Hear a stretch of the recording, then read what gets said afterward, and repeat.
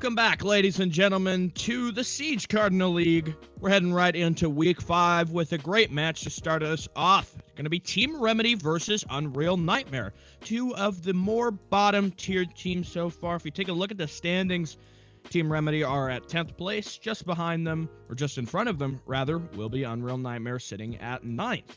So both of these teams are going to need to do some work, and getting a win in this match is going to be crucial. But on the battleground map of Villa, it's going to be a long one. We always see Villa tend to get a little bit more drawn out than usual. What are your thoughts coming into this one?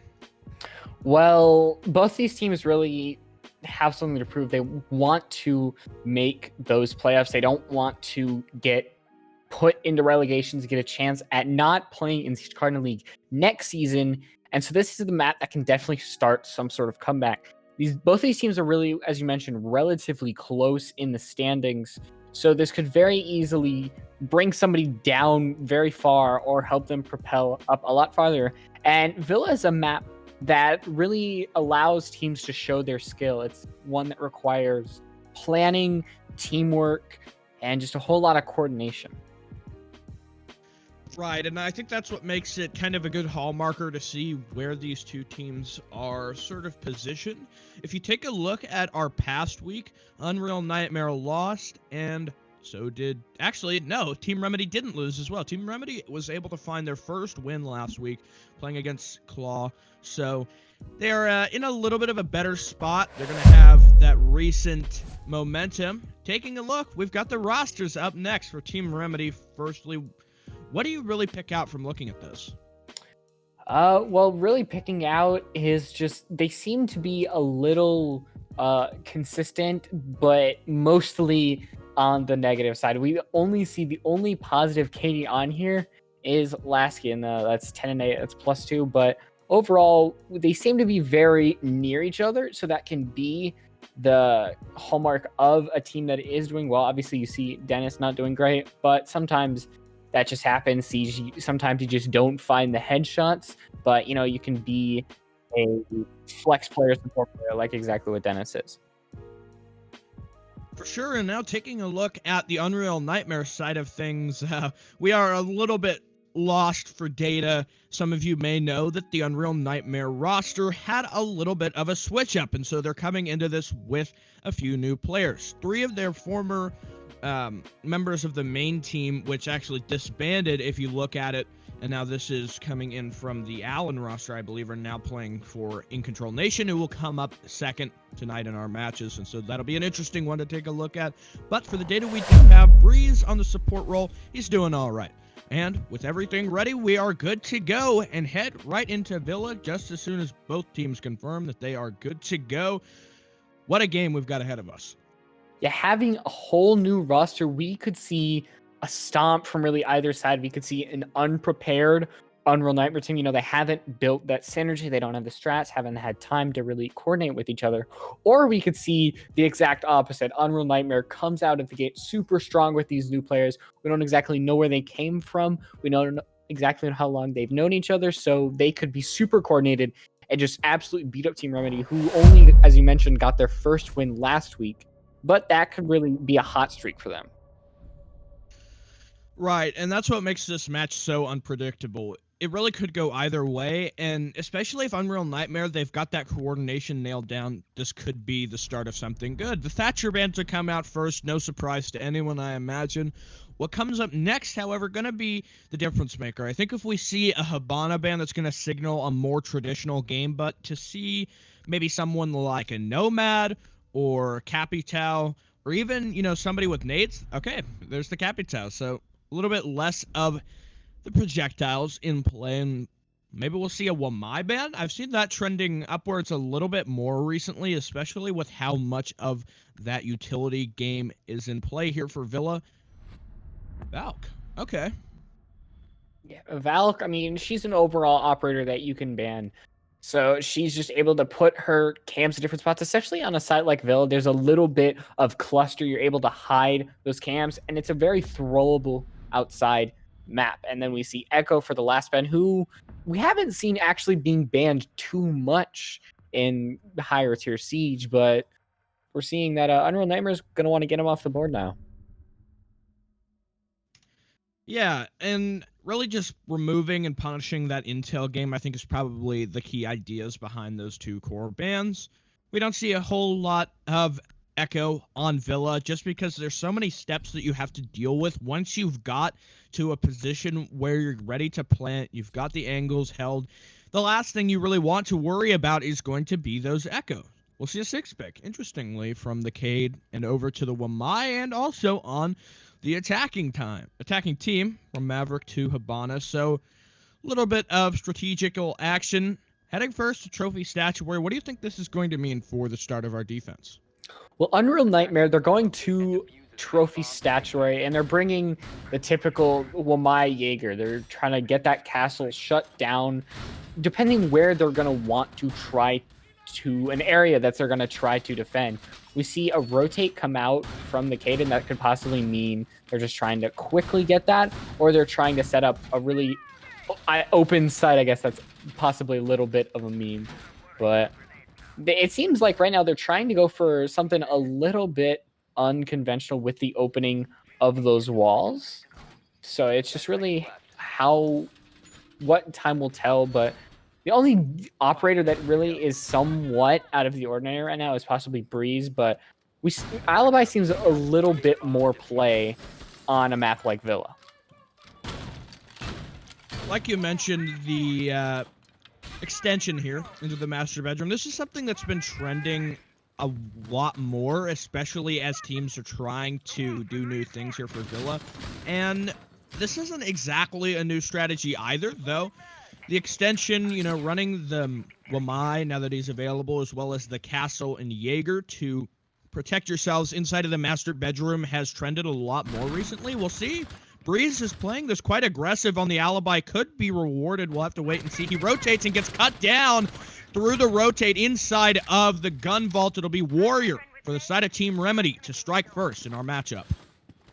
Yeah, Breeze didn't exactly do much there. It seemed like they were running with like a chicken with their head cut off. And now Team Remedy has the upper hand. All we saw was Lasky dealt some HP, had some HP traded off, but they still got about 2 minutes. They seem to have roamers somewhat clear. They might be a little bit more cautious just to see if anyone's going to receive those drones kind of going out. But for the most part, the remaining members of Unreal Nightmare are on site, so we might see an attack here. And Team Remedy, but a great shot by Lunch. They're going to find the head of Lasky, and now it's evened up here as that proximity alarm is just going to tell them Unreal Nightmare exactly where Team Remedy are near. So, with about 90 seconds or less here on the clock, there's plenty of time to get an execute going. We'll just have to see the attackers start to speed up a little bit. Waiting and holding these angles looks the plan for Unreal Nightmare, who are kind of just hanging out at the time. We saw the Castle taking down Zofia. That was a great pick. Shutting down her utility, her gunplay, as well as evening the man count, I think is a great step forward in trying to advance your team's position in this round. We'll see a magnet thrown out as well, so providing a little bit of safety from any projectiles should they be thrown in. And check it out, there's so much projectile capture technology there inside the statue. The floor open below the statue, but where you're not quite ready for the angle to shoot that player just on the left side, Warrior could get taken out if he continues to play this. Henry will find one, though Spiker with a disconnect will even the man count in a way. So unfortunate for them, but 3-3 with only 25 seconds. I think this plays out well for the defense, especially considering the fact we've got smoke. He's able to deploy those canisters, continue to waste time, and the attackers, they're going to start choking on them if they aren't capable. What a shot by Caden! What a shot! 2 for the SMG-11, and Henry to clean things up. Unreal Nightmare, they take round number 1. Yeah, that SMG-11 kill, unwieldy. It can deal some great damage with some high rate of fire. Even though it's got a low magazine, we saw Smoke was using it wonderfully there, finding a 2, using that utility to waste off time, make sure that the attackers couldn't go in and plant that diffuser. And as we're going to a rehost, is there anything you could really gauge from that first round? Well, I think the offense, they really had a lot of things going for them in the early rounds. They were able to take control of Aviator in games without much problems. We did see them catch that opening pick, shutting down Breeze, and he's the type of player where if you let him roam for the remainder of that middle round phase, he can really burn out the clock and create a lot of issues. And so getting that opening pick, getting that early control, I think really worked in their favor. But unfortunately, when we saw them start to approach the bomb site, they got a little bit stacked up, and it didn't seem like they had quite enough of a plan to get through. We did even see, the Ash, he went below inside a memo and tried to dislodge that player sitting on the statue, but just because of the circumstance, he wasn't able to spot the Wilmai. And so I think if you're redoing that attack, you need to consider possibly going for a master side take. I know that confronting that strategy right on its head where it's most strong can be a daunting task, but when you have a setup like that, you can't simply try to force in through the red landing because there's just so many angles that you need to watch as an attacker. You need to worry about flanks and, if somebody's going to nitro you from below or come up red stairs. And all the defense needs to do is just have a lot of faith in their setup, know that they have the right utility in order to stop you, and train their guns on those two doors from when you come in. Yeah, and as we're waiting for the remaining for the lobby to get set up, we also have we have two games tonight. Remember that. We've also got the new In Control versus Troll Team 6. So make sure that you stay after this game because you got a double header, and the new In Control roster, you'll have to stay and see that.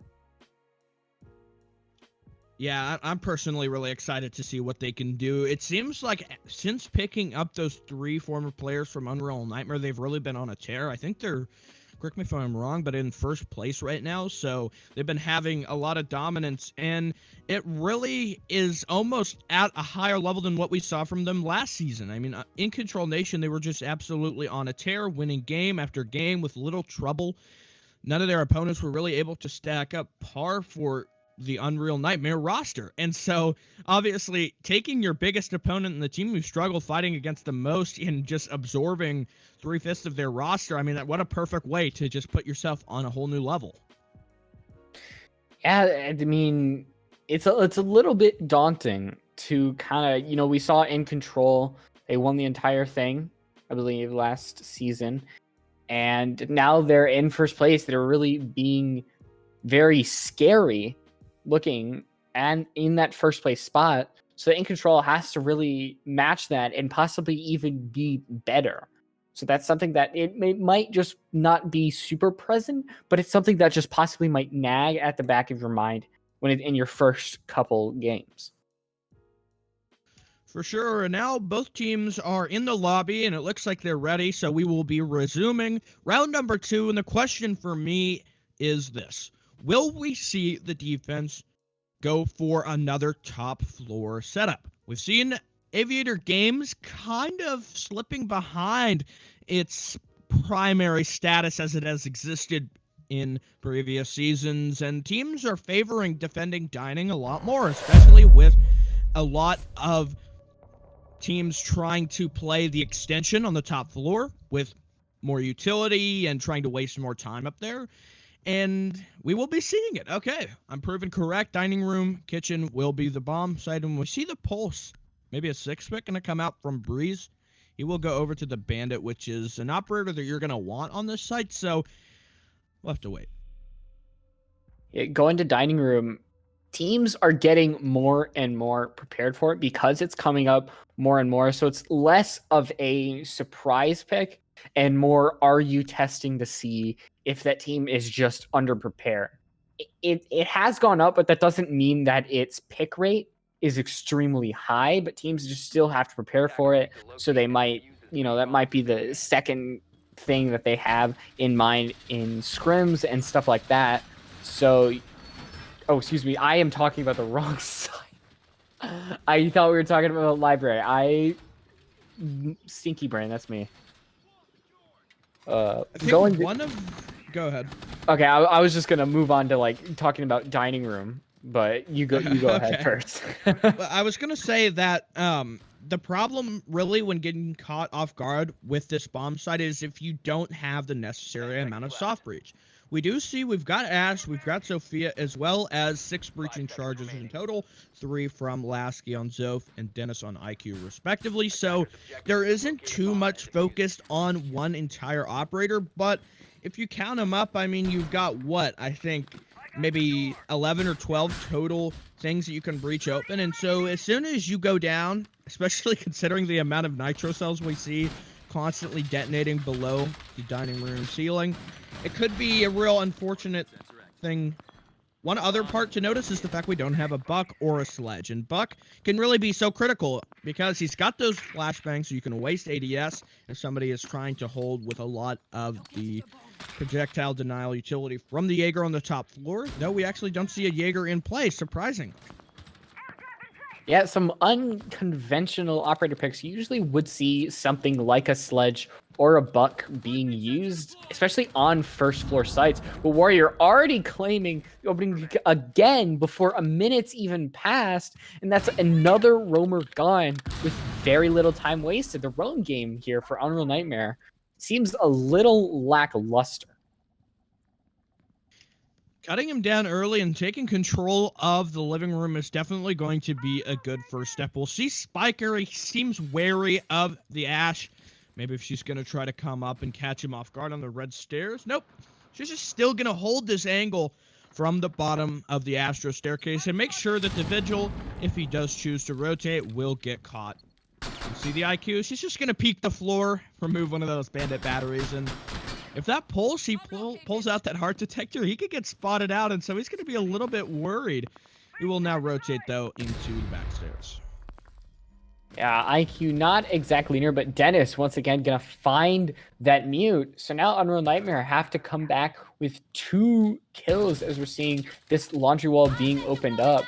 And there's still a lot of time on the clock for Team Remedy to really push forward with their attack. All they really have to do, we see a lot of C4s aren't on the board, pulses isn't there, but Spiker being in statuary is possibly going to try to even this man count up as we see that Zofia in walk-in closet, but Lunch is going to take that kill first as he's going to find Hogger, try to find another one, but Dennis on the board with a double kill, claims Spiker, and Lunch, if he can find one here, which he is not going to, he's going to leave Breeze all alone in sight, going to have to try to defend against a 1v4. Yeah, and it's really not a great spot. We'll see him maybe catch one here as he cuts down the Sophia, though, as Ash is charging on in. It's really not the gunfight you want to be in, and the Ash will win it out. Warrior, he is absolutely on a tear in this matchup, as we see Team Remedy able to claim their 2nd consecutive round, and on Villa, what a great start for them.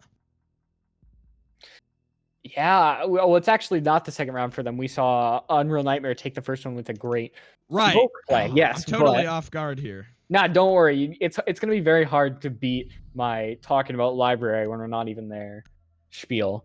But we saw Warrior going on to Warrior, and an Ash kind of frag style player.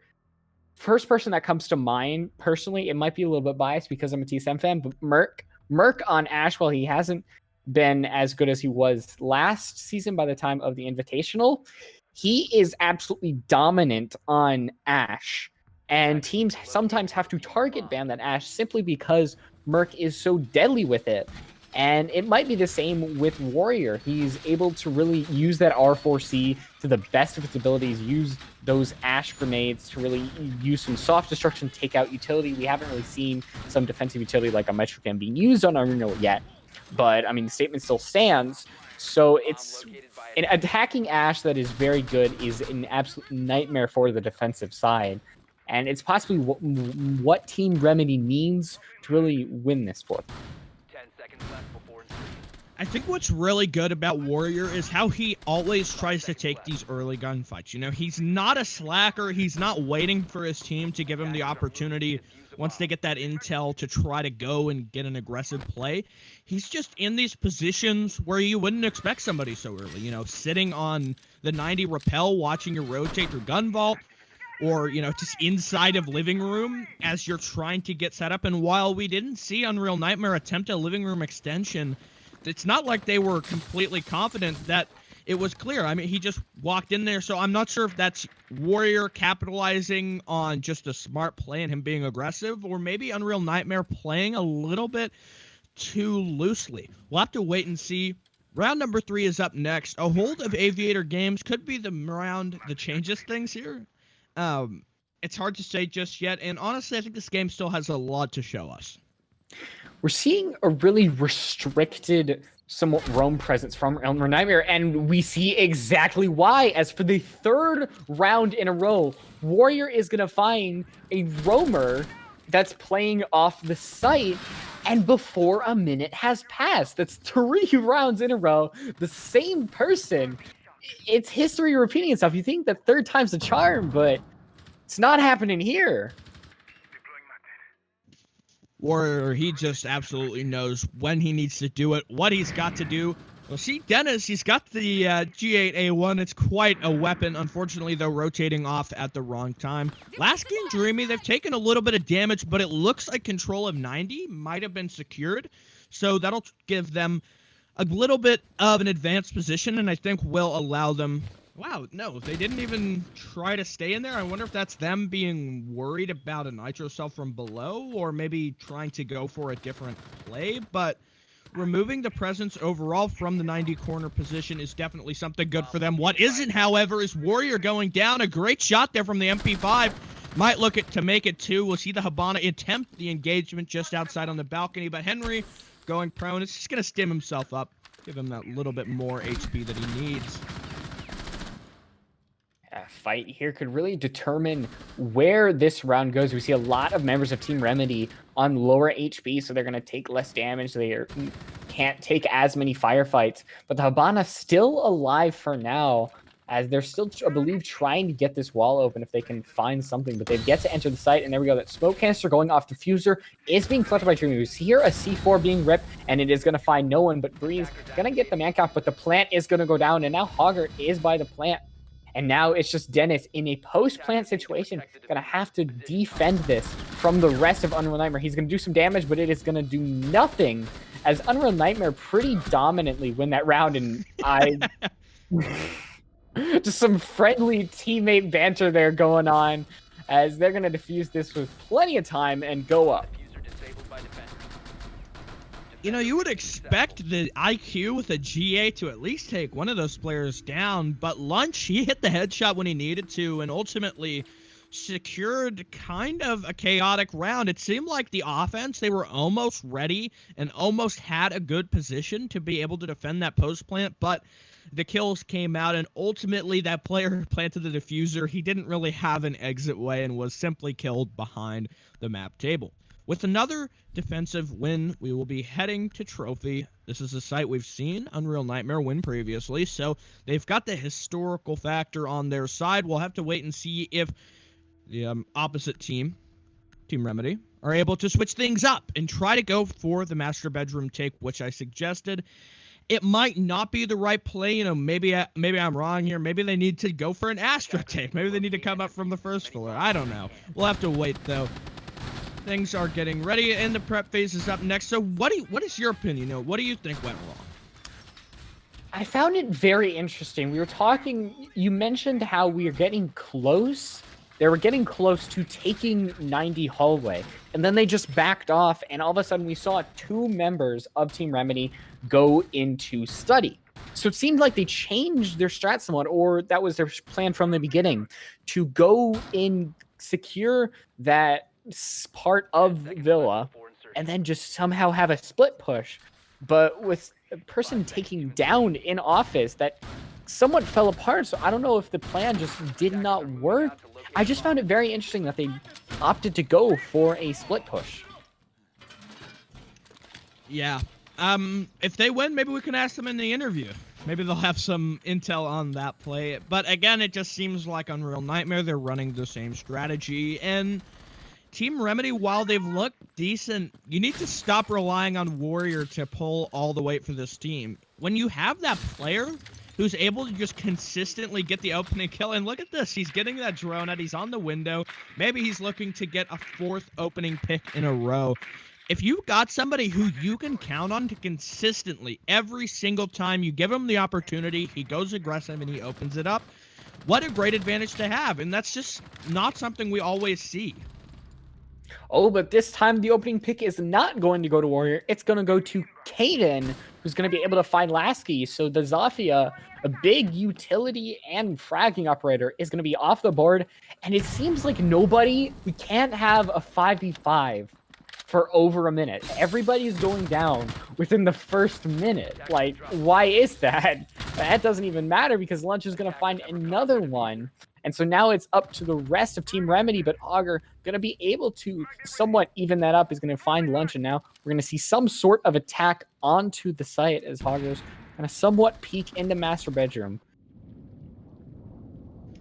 Dennis seems to have slowed down a little bit. He's inside an Aviator, and it seems that he knows somebody is trying to push him, but nobody is actually inside a gun vault. We can tell that with the X-ray, but making sure that it's clear definitely isn't something you could knock him for. The last thing you want when you're down on the man advantage is to die and suffer more and more attrition.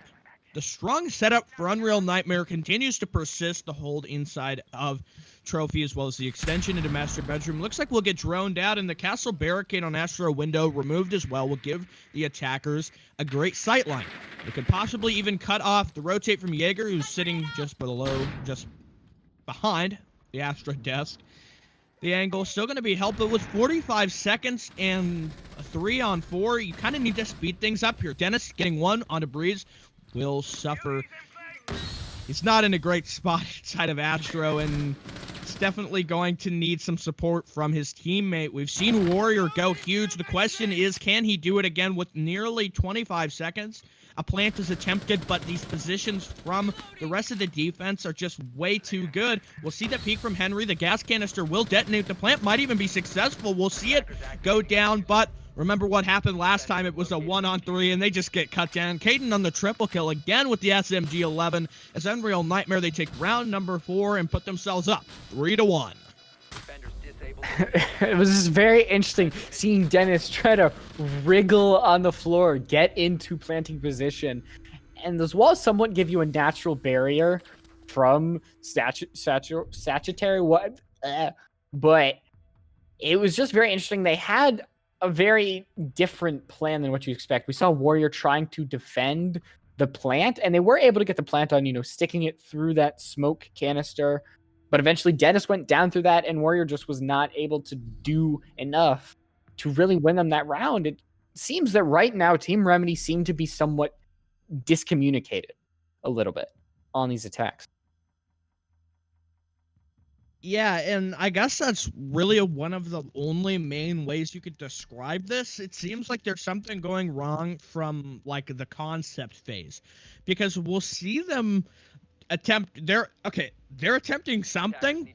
I don't know what it is, and it's not working. So, aside from that one round where, I mean, it was kind of just unlucky. They got the opening pick, and okay, so Warrior, we've seen him 3 of 4 rounds, is able to get the opening pick, and when Unreal Nightmare aren't able to respond to that, and they don't really have a consistent fallback strategy, I think that's when we'll see Team Remedy be able to persevere. But we've only had one of those rounds for Team Remedy so far where they're able to just push on, and Unreal Nightmare now responding. They've got 3 rounds. They're in a good spot here. If they're able to collect another one, that would be what we usually expect for Villa. But if Team Remedy are able to get these next 2, I think we could see them do a little bit better. But the problem is, when you don't have a consistent strategy that's working on offense, and your team isn't having a coordinated success because of it, that doesn't look good for when you're going to switch sides, because strategies on defense just matter so much more, especially facing a great team like Unreal Nightmare. Of course, we're seeing a different type of operator lineup come through, especially on Dining. We're seeing Amir come out, and Lasky this time claiming the opening pick instead of Warrior I feel like a broken record. It's in 30 seconds. The smoke is gone, and that's such an integral operator that's down. Very interesting why Kaden is going to be the one to roaming, because smoke really gains more usage the more time goes on, because the smoke canisters become that much more important. But once again, Team Remedy get the opening pick.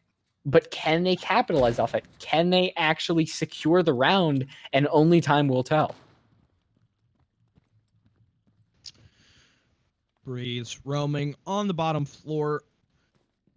What do you think is different from this attack the last time we saw them go up against the dining room setup? Because even though this time Warrior didn't get his opening pick, Lasky got it. So, I mean, you got that 5v4 nonetheless, and removing this utility as well. We'll have to wait. I keep saying that. Okay, so let's just try to break this down. We've got living room control for the Ashe. Holding the position. Spiker, making sure that nobody pushes in through Memo. And within a minute and 20 seconds, we need to see the attack figure out what the game plan is. Because when I can't figure out what your game plan is, do you know what it is either? I mean, they've got Lasky sitting on flank watch. Warrior is kind of looking like he wants to push through China. Maybe getting this wall open is kind of that step that they're waiting for. I mean, I wanted to give Remedy the benefit of that. I didn't know what they were doing, so I'm glad that I'm not the only one who believes that.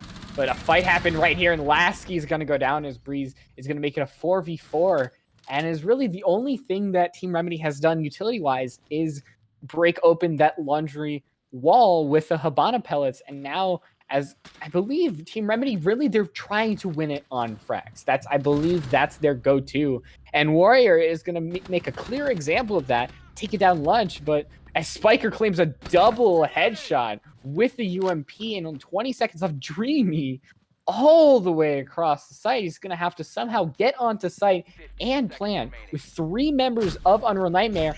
And Dennis going down, just hiding with a super shorty. It's not really going to last much longer for Dream as Unreal Nightmare looking pretty dominant. What a play there by the Castle, just sitting in the corner. I mean, the IQ, credit to her, she did check the corner, but unfortunately, it's kind of those situations where you're just checking it to check it, and you're not actually expecting to see somebody. He looked, he turned away, but the Castle shotgun is such a good weapon in those close quarters gunfights, and ultimately it did prevail. With another round for Unreal Nightmare, you mentioned the fact that it seems Team Remedy are trying to play this in some kind of weird frag-heavy lineup, and what cues me into that is the fact that it's Ashe with the R4C, that'll be Warrior, and the IQ G8 for Dennis in every opening engagement. They're not using the intel game to put these players on the opposite team in positions where they're unfavorable. They're just trying to focus, at least catch people off guard. It's like that crouch walking, try to sneak into sight mindset, and it's not getting them the round wins that they need it to. I mean, at that point, just kind of pick Nook. I mean, if you're gonna commit to it, you gotta commit to it. But I think that's a really good thing to say. Like, I don't want to see Team Remedy is getting lucky, because there is some skill involved. You know, Warrior, we've obviously seen some great opening kills along with Lasky and the remaining members of Team Remedy. But it seems like they're just like, oh, let's hope we run into people, and then we're gonna win that engagement.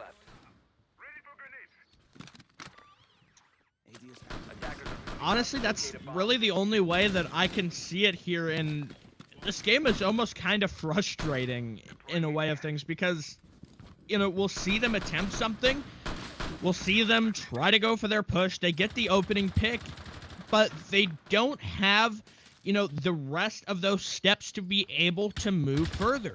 They don't have the coordination, the lockouts. They did have a little bit of flank watch, but ultimately, when you don't have those rest of your team, or the rest of your team players at the forefront getting everything done for a strong execute, what does it matter that you're covering your flank? Because you're never going to make it onto site, and you're never going to be in a strong post-plant position.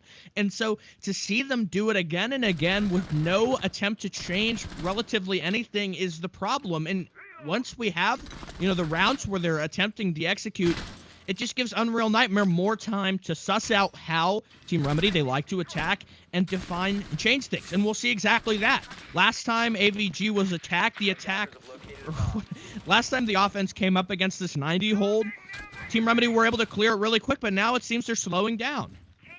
Yeah, Unreal Nightmare is really catching on to Team Remedy's kind of style of attack. And I want to go to stats really quickly as we're kind of waiting for this attack to happen. Team Remedy has claimed the opening pick 4 out of the 5 rounds. And then you look at the scoreline, and it is just not in Team Remedy's direction. So you can kind of see that they're just not able to capitalize on the advantages that they're really giving themselves here. Right, and I think that's kind of the core point of my understanding of this.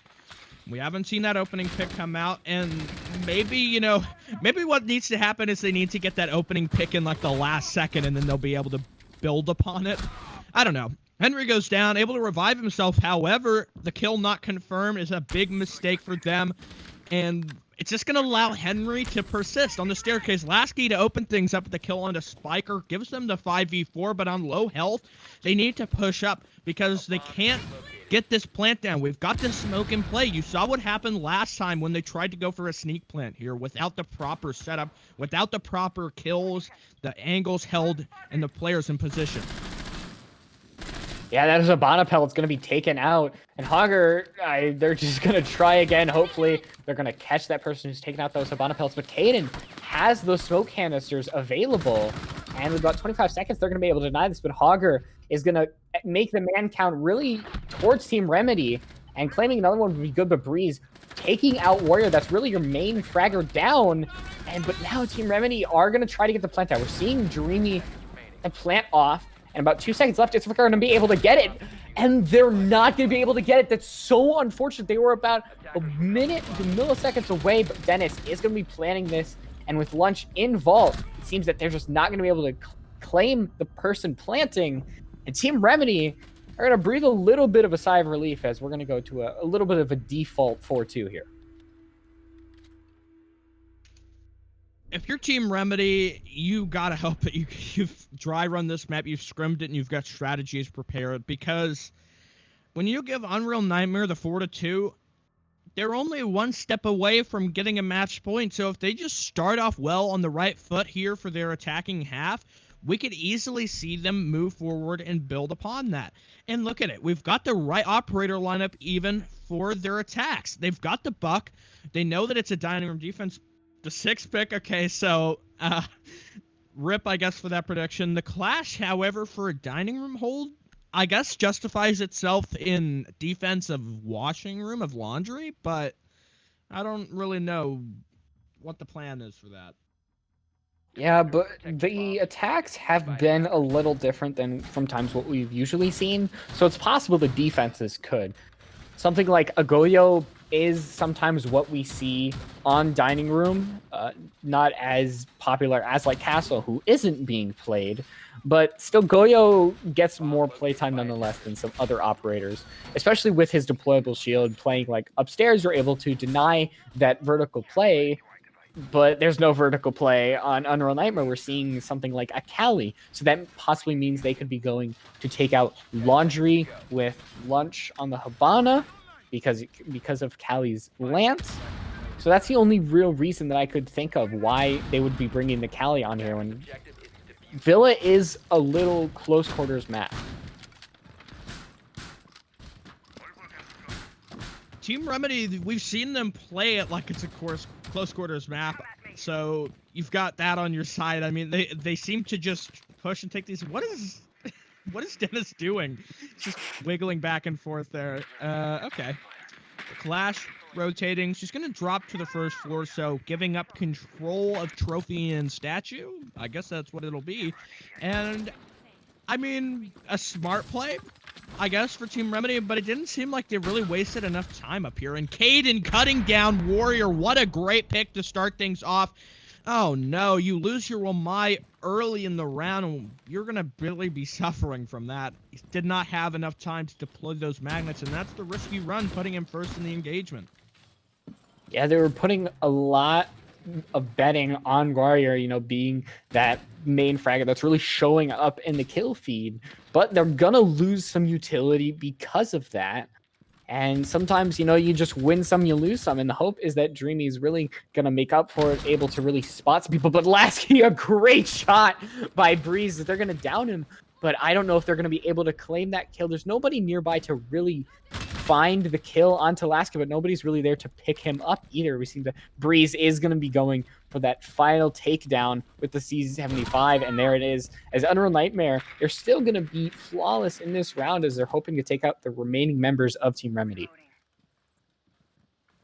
Opening it up with 2 here, definitely. Oh no, missed opportunity there to take out the Clash. Unfortunate that he switched off the angle. We've got 70 seconds here. The attack, they have the necessary setup. We'll just need to see if the proper execution is ready. The Clash, he tries to peek that angle, but gets staggered by the sniper rifle there from Kali. Habana pushing in further, will attempt the engagement.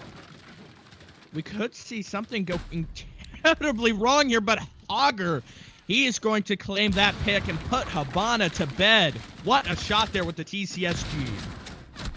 Yeah, what a great little quick peek, because he's going to get another one, but he is going to go down, and now it's just Dennis with 35 seconds remaining. Diffuser is down, but you still got Caden and Spiker, 2 great guns remaining versus an SMG-11, which has such a tiny mag, but a C4 is going to take out Caden, and now all Dennis has to do, stay alive. Spiker's going to go have to get that Diffuser eventually, and he's just going to rush on into try to win this on frags, and he is. Unreal Nightmare going to start off this attacking split pretty well on a generally close round there with some great play from Dennis.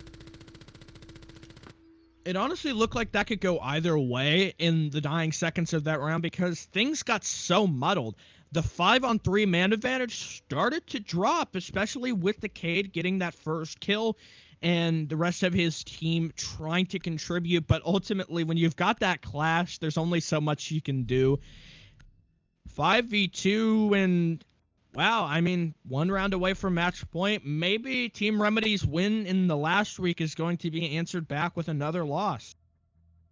Yeah, they just don't look like they have the power to combat what Unreal Nightmare is really bringing out. It's possible that this new roster, they were just not expecting what they were going to bring. I mean, not many people could have. We haven't seen it before.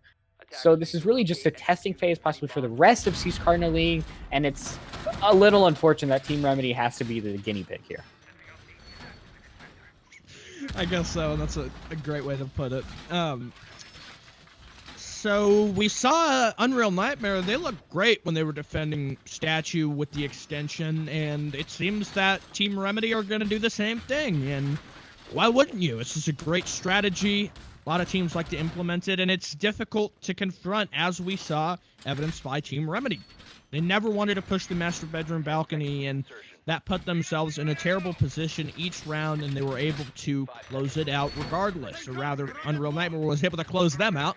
So if Unreal Nightmare don't come prepared to deal with this, they're going to suffer those same exact issues Team Remedy was so troubled by. And maybe this is, with them spawning Fountain, a site that they are going to do something a little bit different. What I really would like to see is that, oh, what's the name of that video recently? We had like the 9 flashbangs, 2 frag grenades where they just toss in all the utility to the walk-in closet. That's what I'm looking for here. And I think would mark really a clear example of them knowing the proper way to fight against this strategy, and it looks like they will be.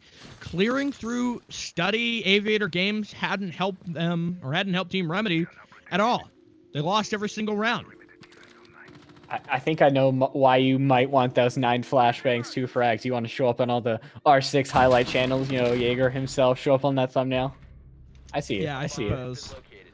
Henry Dash, though, is taking out Warrior again for the 2nd time in the defensive round. You know, Warrior was claiming the kills in this attacking round, but he's just going to be the victim of that. But Hogger very quickly going to get the refrag onto the Habana, a pretty important operator on an attacking side, because Lunch, those Habana pellets have been pretty instrumental in the attack. But, some bullets going to barely go by the head. As there we go, Henry's going to claim another one. He's looking pretty hungry with that AK.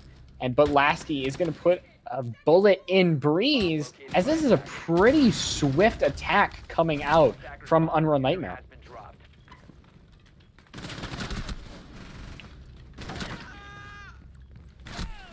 seeing Unreal Nightmare. Only Spiker left alive. He definitely has the gun to combat this. He's going to shoot Hogger's Unshield, but the bulletproof cam is going to find him out. And oh no, that is where the ADS, you do not want to show up, as that bulletproof cam is just going to really stay there indefinitely, as Spiker can't do anything to get rid of it. And now he's got 2 members. But one thing he does have is he has time on his side. He's got about a minute left to take out the remaining members of Lasky.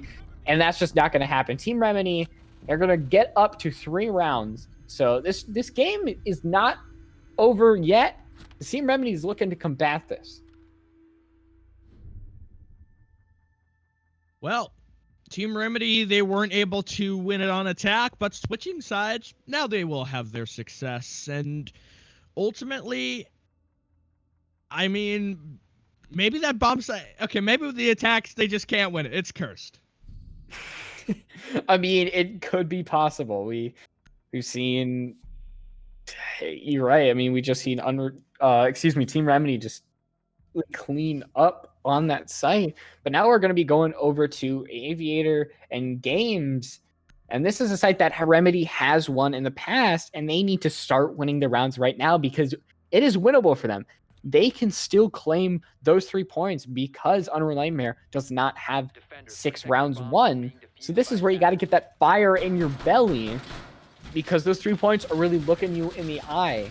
They're calling you out, and you just got to claim it. The problem is, you mentioned the possibility of 3 rounds or 3 points for Team Remedy if they're able to clutch up here, but Unreal Nightmare, they only really need to get that 1 round. And the problem with getting a tie is that in week 5, it really is not helping you.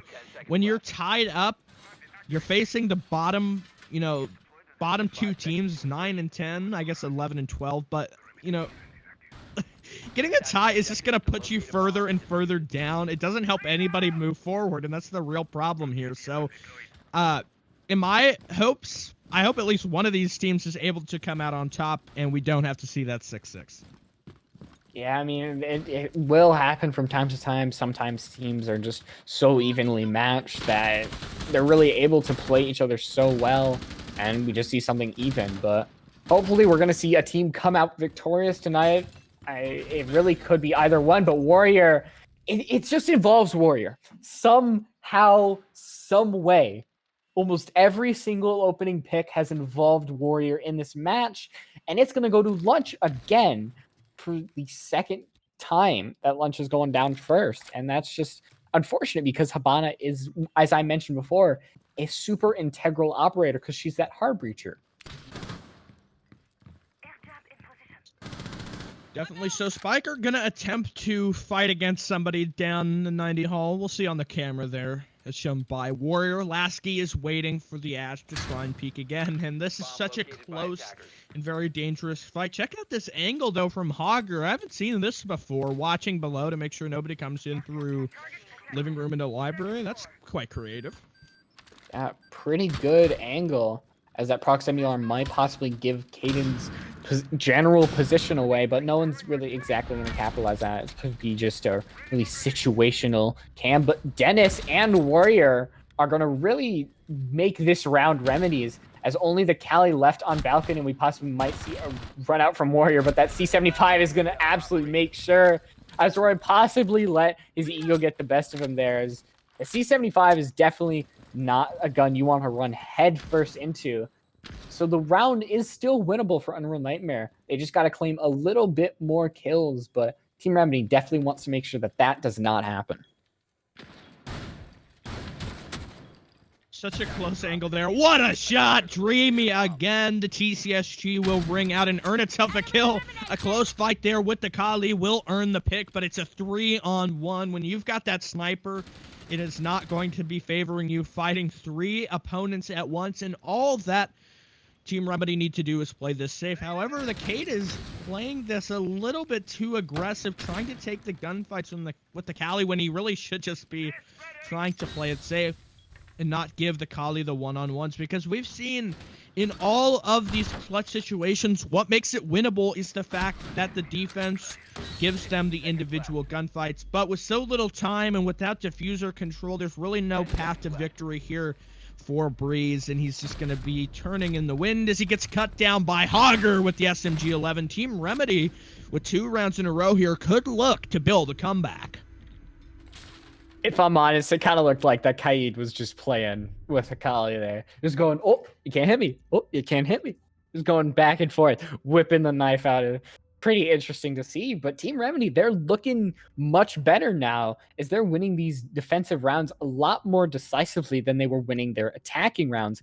And going down to Dining Room Kitchen, this is the site that Unreal Nightmare did win, however, going after the split. So hopefully some strats have changed. We're seeing a pulse, but that is probably going to be 6 picked onto the Clash again. I ring true of prophecy. And so same operators, but hopefully it's going to really go their way this time. Dining room repeated once again, and last time we saw it, I mean, what a round that was. It didn't seem like either team really had the necessary control to win it confidently, but in the dying seconds, it seems like every round we've had, it just comes down to the dying seconds and some kind of crazy gunfight or a clutch situation. Last round, though, you mentioned kind of playing with his food there, the Cade. Kali was sort of getting bullied. Yeah, we haven't really talked about the Kali much. It seems that Breeze sometimes doesn't exactly play her much for the utility, but for that one-shot sniper rifle. And that has actually worked out. Breeze has shown up a little bit more in this split than previously. So, I mean, that's pretty good. If you've played other games that aren't Rainbow Six, you know that if somebody gets good with a sniper, they are just going to wreck you up. They are going to hit shots every day. And Breeze honestly is looking to be that type of player in Siege Cardinaling, because we haven't seen somebody really play Kali for her sniper rifle.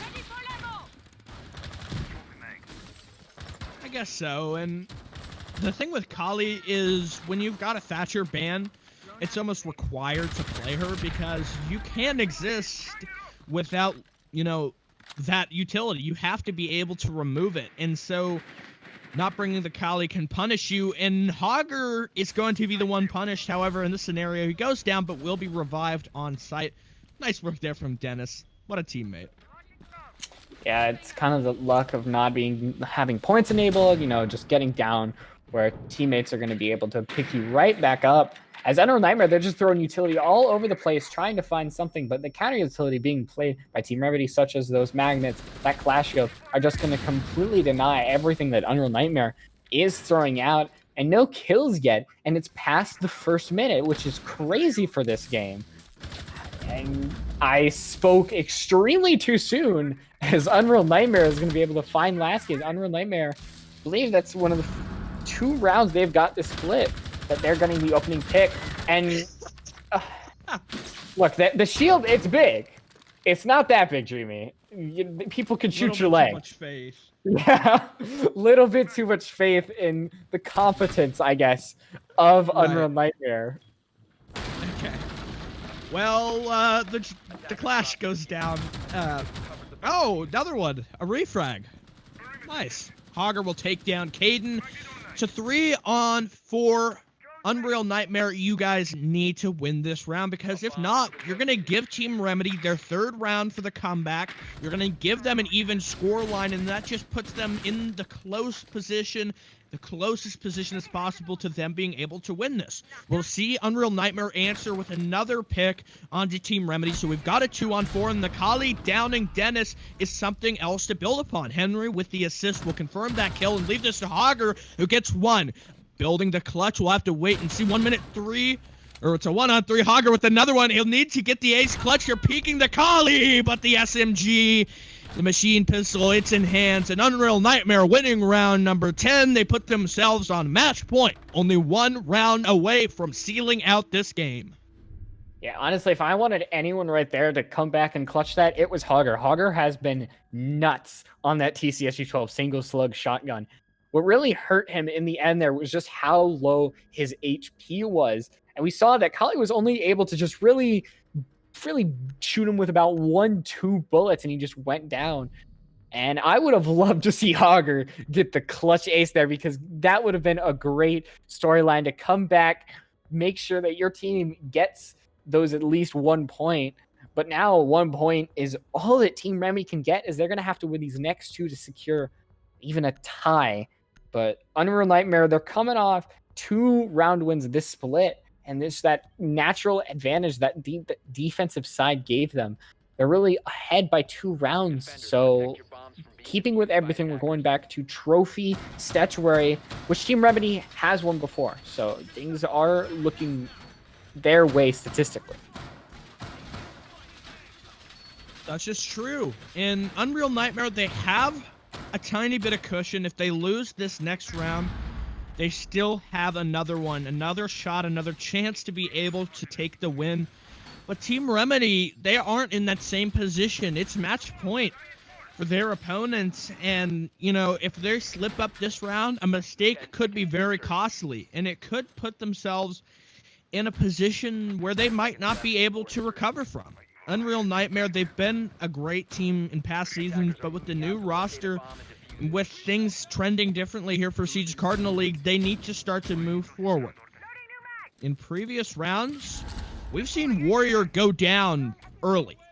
And the problem with that is when you're trying to hold this east side extension inside a master bedroom, you can't afford to have your Wamai die early. He needs all of that time to be able to build those magnets so that his utility can be fully used and fully extended, so that all of those grenades and flashbangs tossed in are shut down early.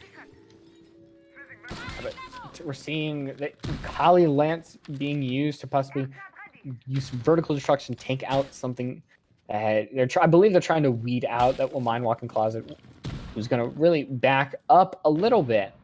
But Warrior, we're mentioning Warrior a lot, who in this split really hasn't shown up as much. I mean, the opening pick, of course, but I think Warrior is a lot better suited on that attacking Ash than really something like a Wamai. And it's possible something like that might hurt Team Remedy, but other members have stepped up in this split.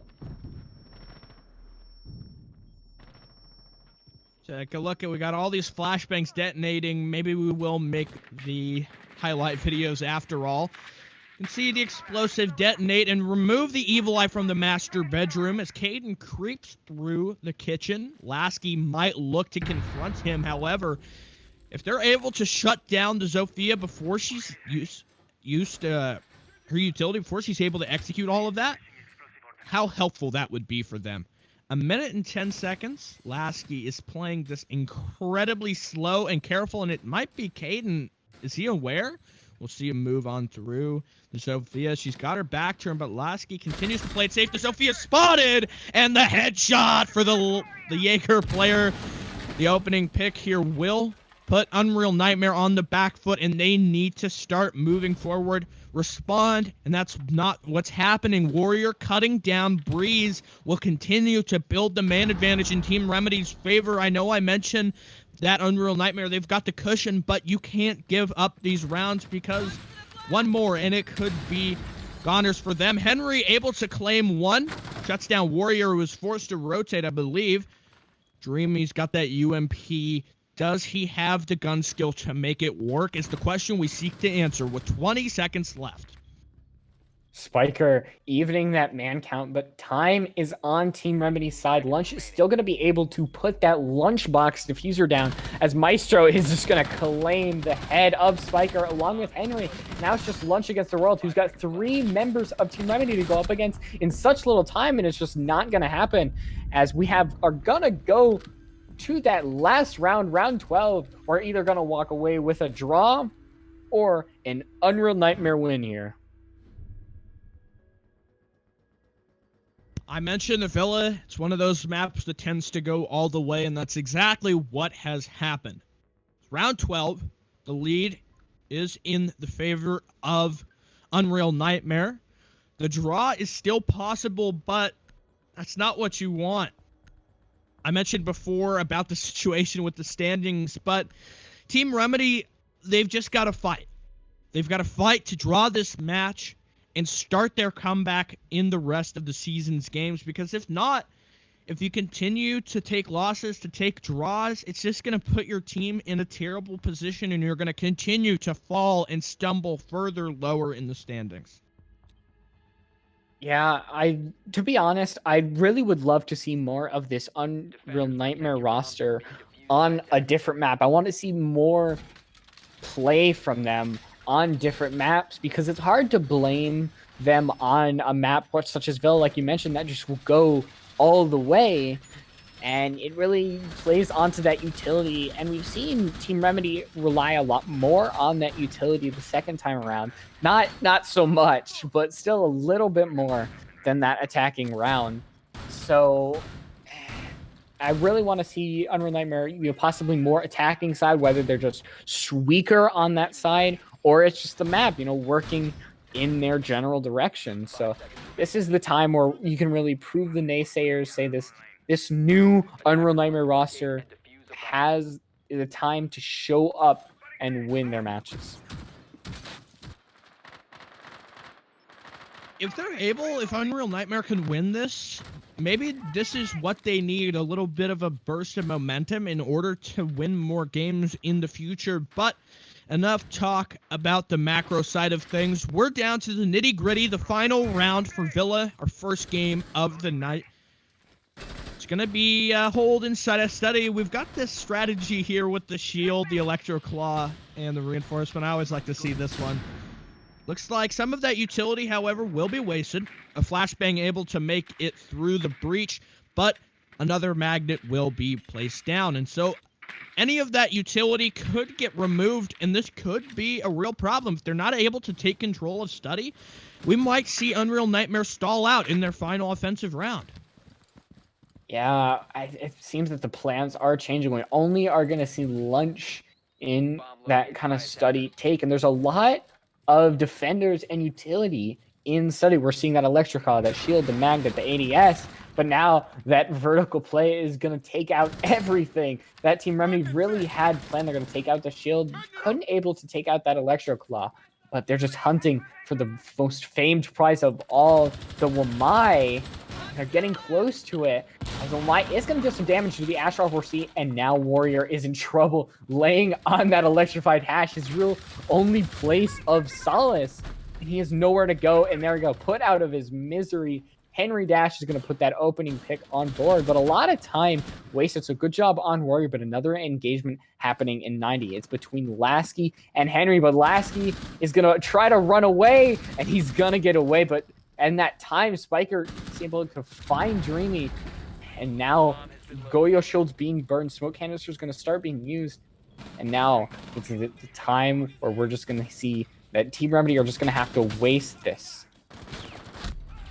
49 seconds, the pick comes out, one for Spiker, one for Breeze, and all of a sudden, Unreal Nightmare! They are victorious, they take round number 12, and all 3 points go their favor. What a final pick by Spiker. He closes the angle and hits the shot with the R4C, a 7-5 win on Villa.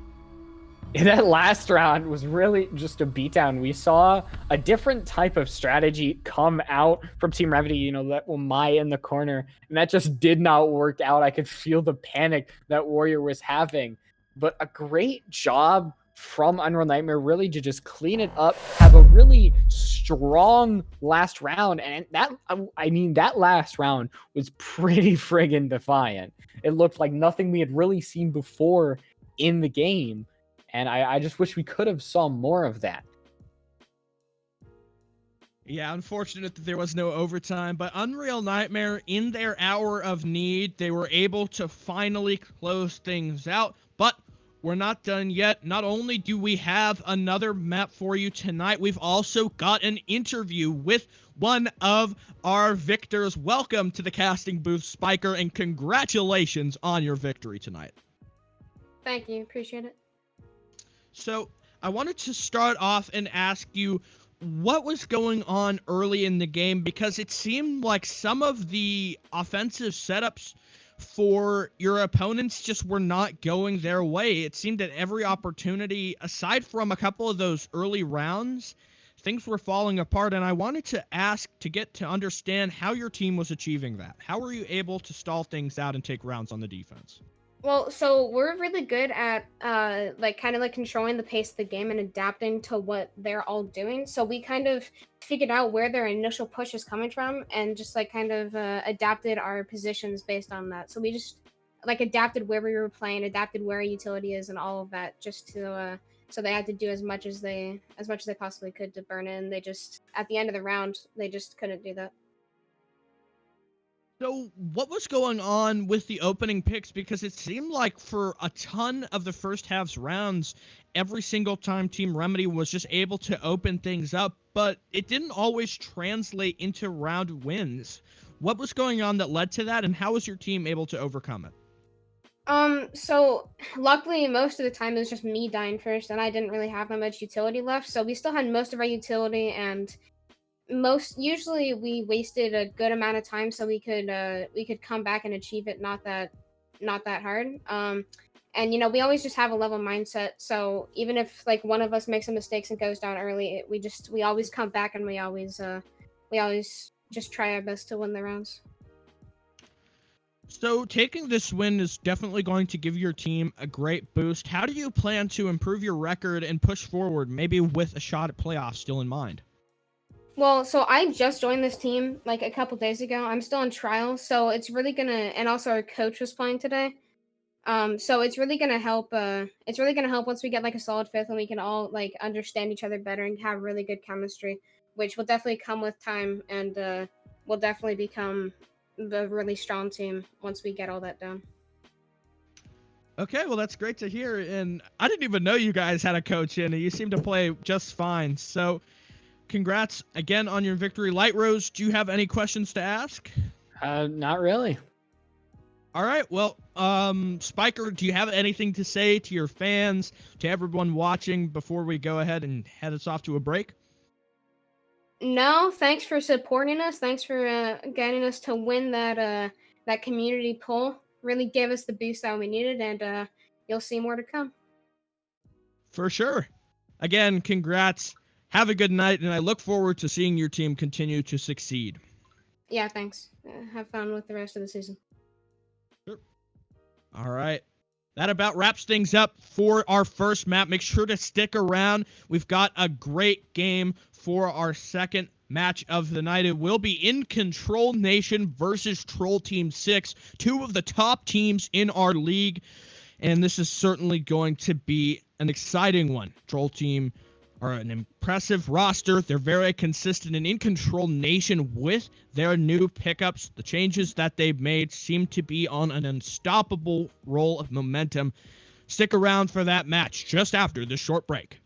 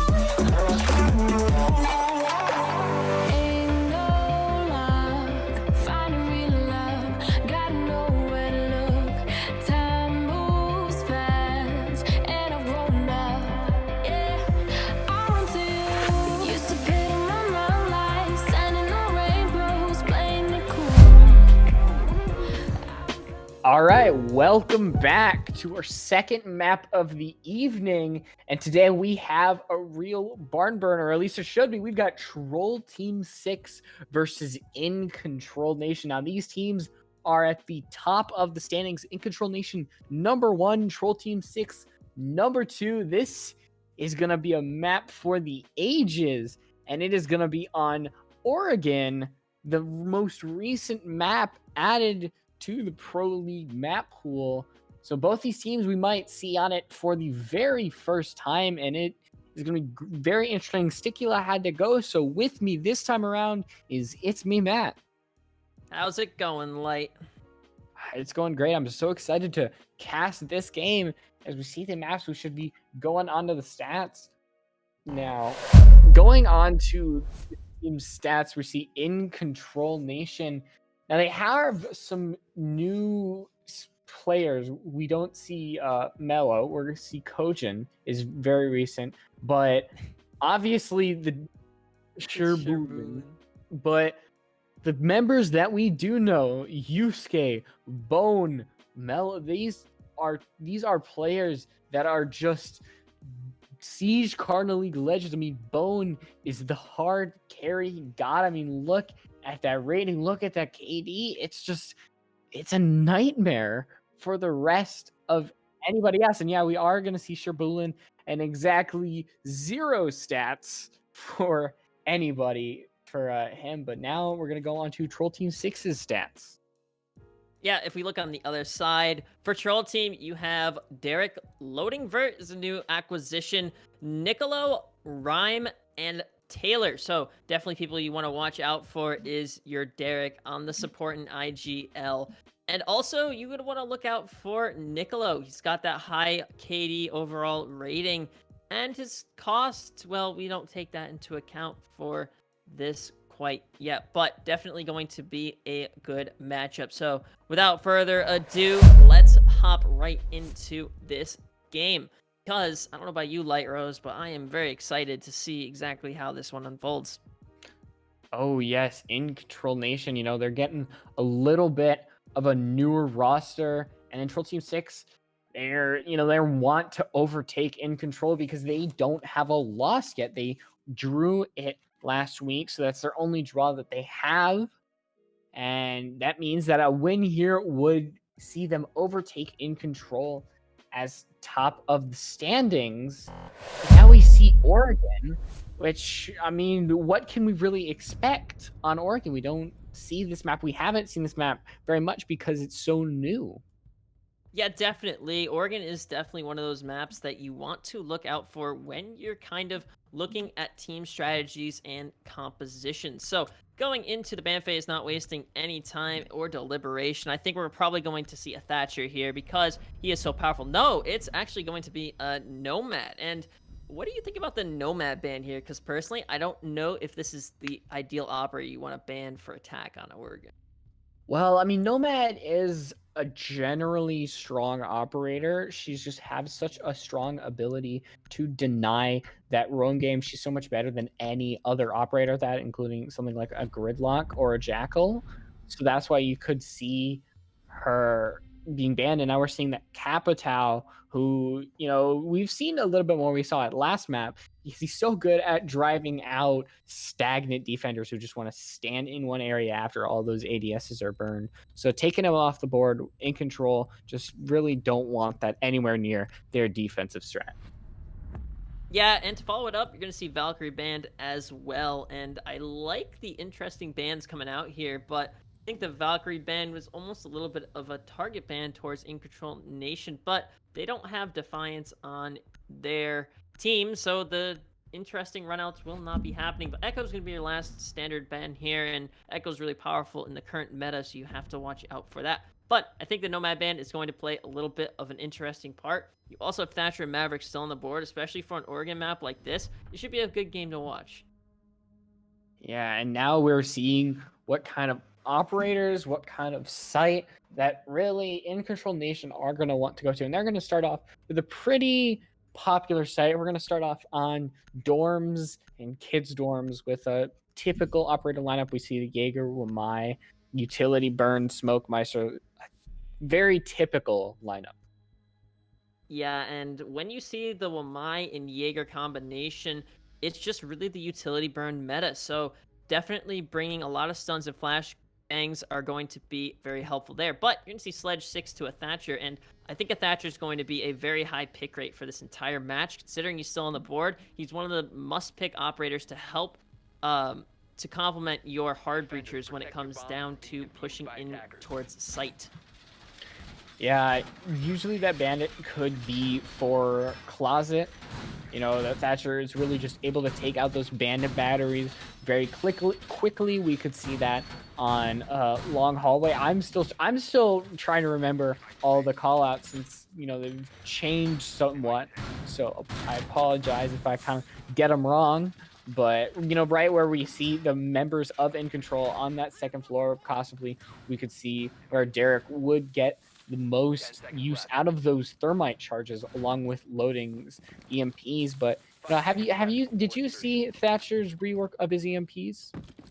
Yeah, I did on the test server, play around with it just a little bit before I decided to uninstall the test server because it was actually ruining my Rainbow Six Siege game when I tried to launch it originally, so I don't want that to happen. I'd rather be able to play the normal game. But yeah, I was playing around with it a little bit, and I think it's definitely a major nerf to him because he has almost a 100% ban rate in ranked because he is so powerful in the current meta. So definitely need to watch out for that, and it will be very interesting to see that. But sure, I'm going to be taking some shots down towards Rhyme, who is the Ash trying to sneak up the back stairs. He's also got somebody on the window outside of Big Tower near the east side, so that could prove to be very detrimental to this push here. But GXD is going to be holding strong. But no, Nicolo is going to open it up here as Yusuke will fall, but Sherb on the refrag will find Derek. Still 4v4 and very manageable for both sides at this moment. Rhyme's going to still be outside of construction after he got lit up from below Big Tower. He's going to rotate all the way towards Garage. You have Thatcher, the loading vert, outside of Master Bedroom. He drones one out, and it will be his teammate Nicolo inside of Trophy Room, wasting no time at all, trying to get closer to the site right here. A little bit of friendly fire here on the Thatcher grenade that is detonated just a little bit, but the drones are coming out just to stop the flanks and get a little bit more intel. Have your dead guy on this drone here. It's not a bad idea, because then you don't have to sacrifice a player back where the flank could come from. Minute 30 left here, and we're still seeing a 4v4 situation, and the attackers of Troll Team have some real estate to their name, but not as much as they could. Yeah, and with Derek going down, luckily you still have a hard breacher, but that could possibly change how you want to attack this site. You know, that Habana doesn't exactly have as much power at opening walls that the Thermite does, but we heard those X-Kairos going off, and about a minute left. You still have about even man count, and now we're seeing Nicolo find Bone, who really is so good at finding frags later in the round, down. So now In Control, being a man down, they still have those smoke canisters available, 2 left to really waste amount of time. But Nicolo hiding on these wet stairs, wanting to find Sherb in that B side, gonna start using those impacts, but unluckily they're just gonna look away the time that Sherb does peek that, and hiding behind the bomb. Sherb's gonna find one, but loading as well, and now it's an even man count as it's just the grenade duo against Taylor, and GXD is gonna find the remaining 2 frags to allow InControlNation to win the first round. That's an interesting play here for Troll Team to try and push into site. It was really a last-ditch effort, and you didn't wait till the last 20 seconds, so it really came down to how well this team could push into site and establish those crossfires, and they really didn't do that, and that is why InControlNation won that round. They held strong and were very dedicated to the angles they were holding, so definitely a good round for InControlNation, as we are going to see them jump down into basement, and I see a clash here shown from Kojin, and it looks like he will be stuck, and Oryx will be 6th from a Jaeger. Yeah, I mean, whatever you want to do, but Oryx, that's really a big change in utility, going from a Jaeger to an Oryx. You're going from a person who has almost a 90% pick rate, if we look at the recent charts that Ubisoft gave us, to someone who's got a lot less. Oh, a lot less? Just a lot less. No, no, not a big deal at all. I mean, we could see it work out, possibly. I don't know. They want the human impact himself. I like your optimism here, but you switched off of Jaeger, okay? Jaeger for Oryx. Thank you. I can see it on my screen. It's still mentally processing in my mind that In Control would do that. But I imagine a team such as InControlNation that I'm hoping it's intentional. Hoping.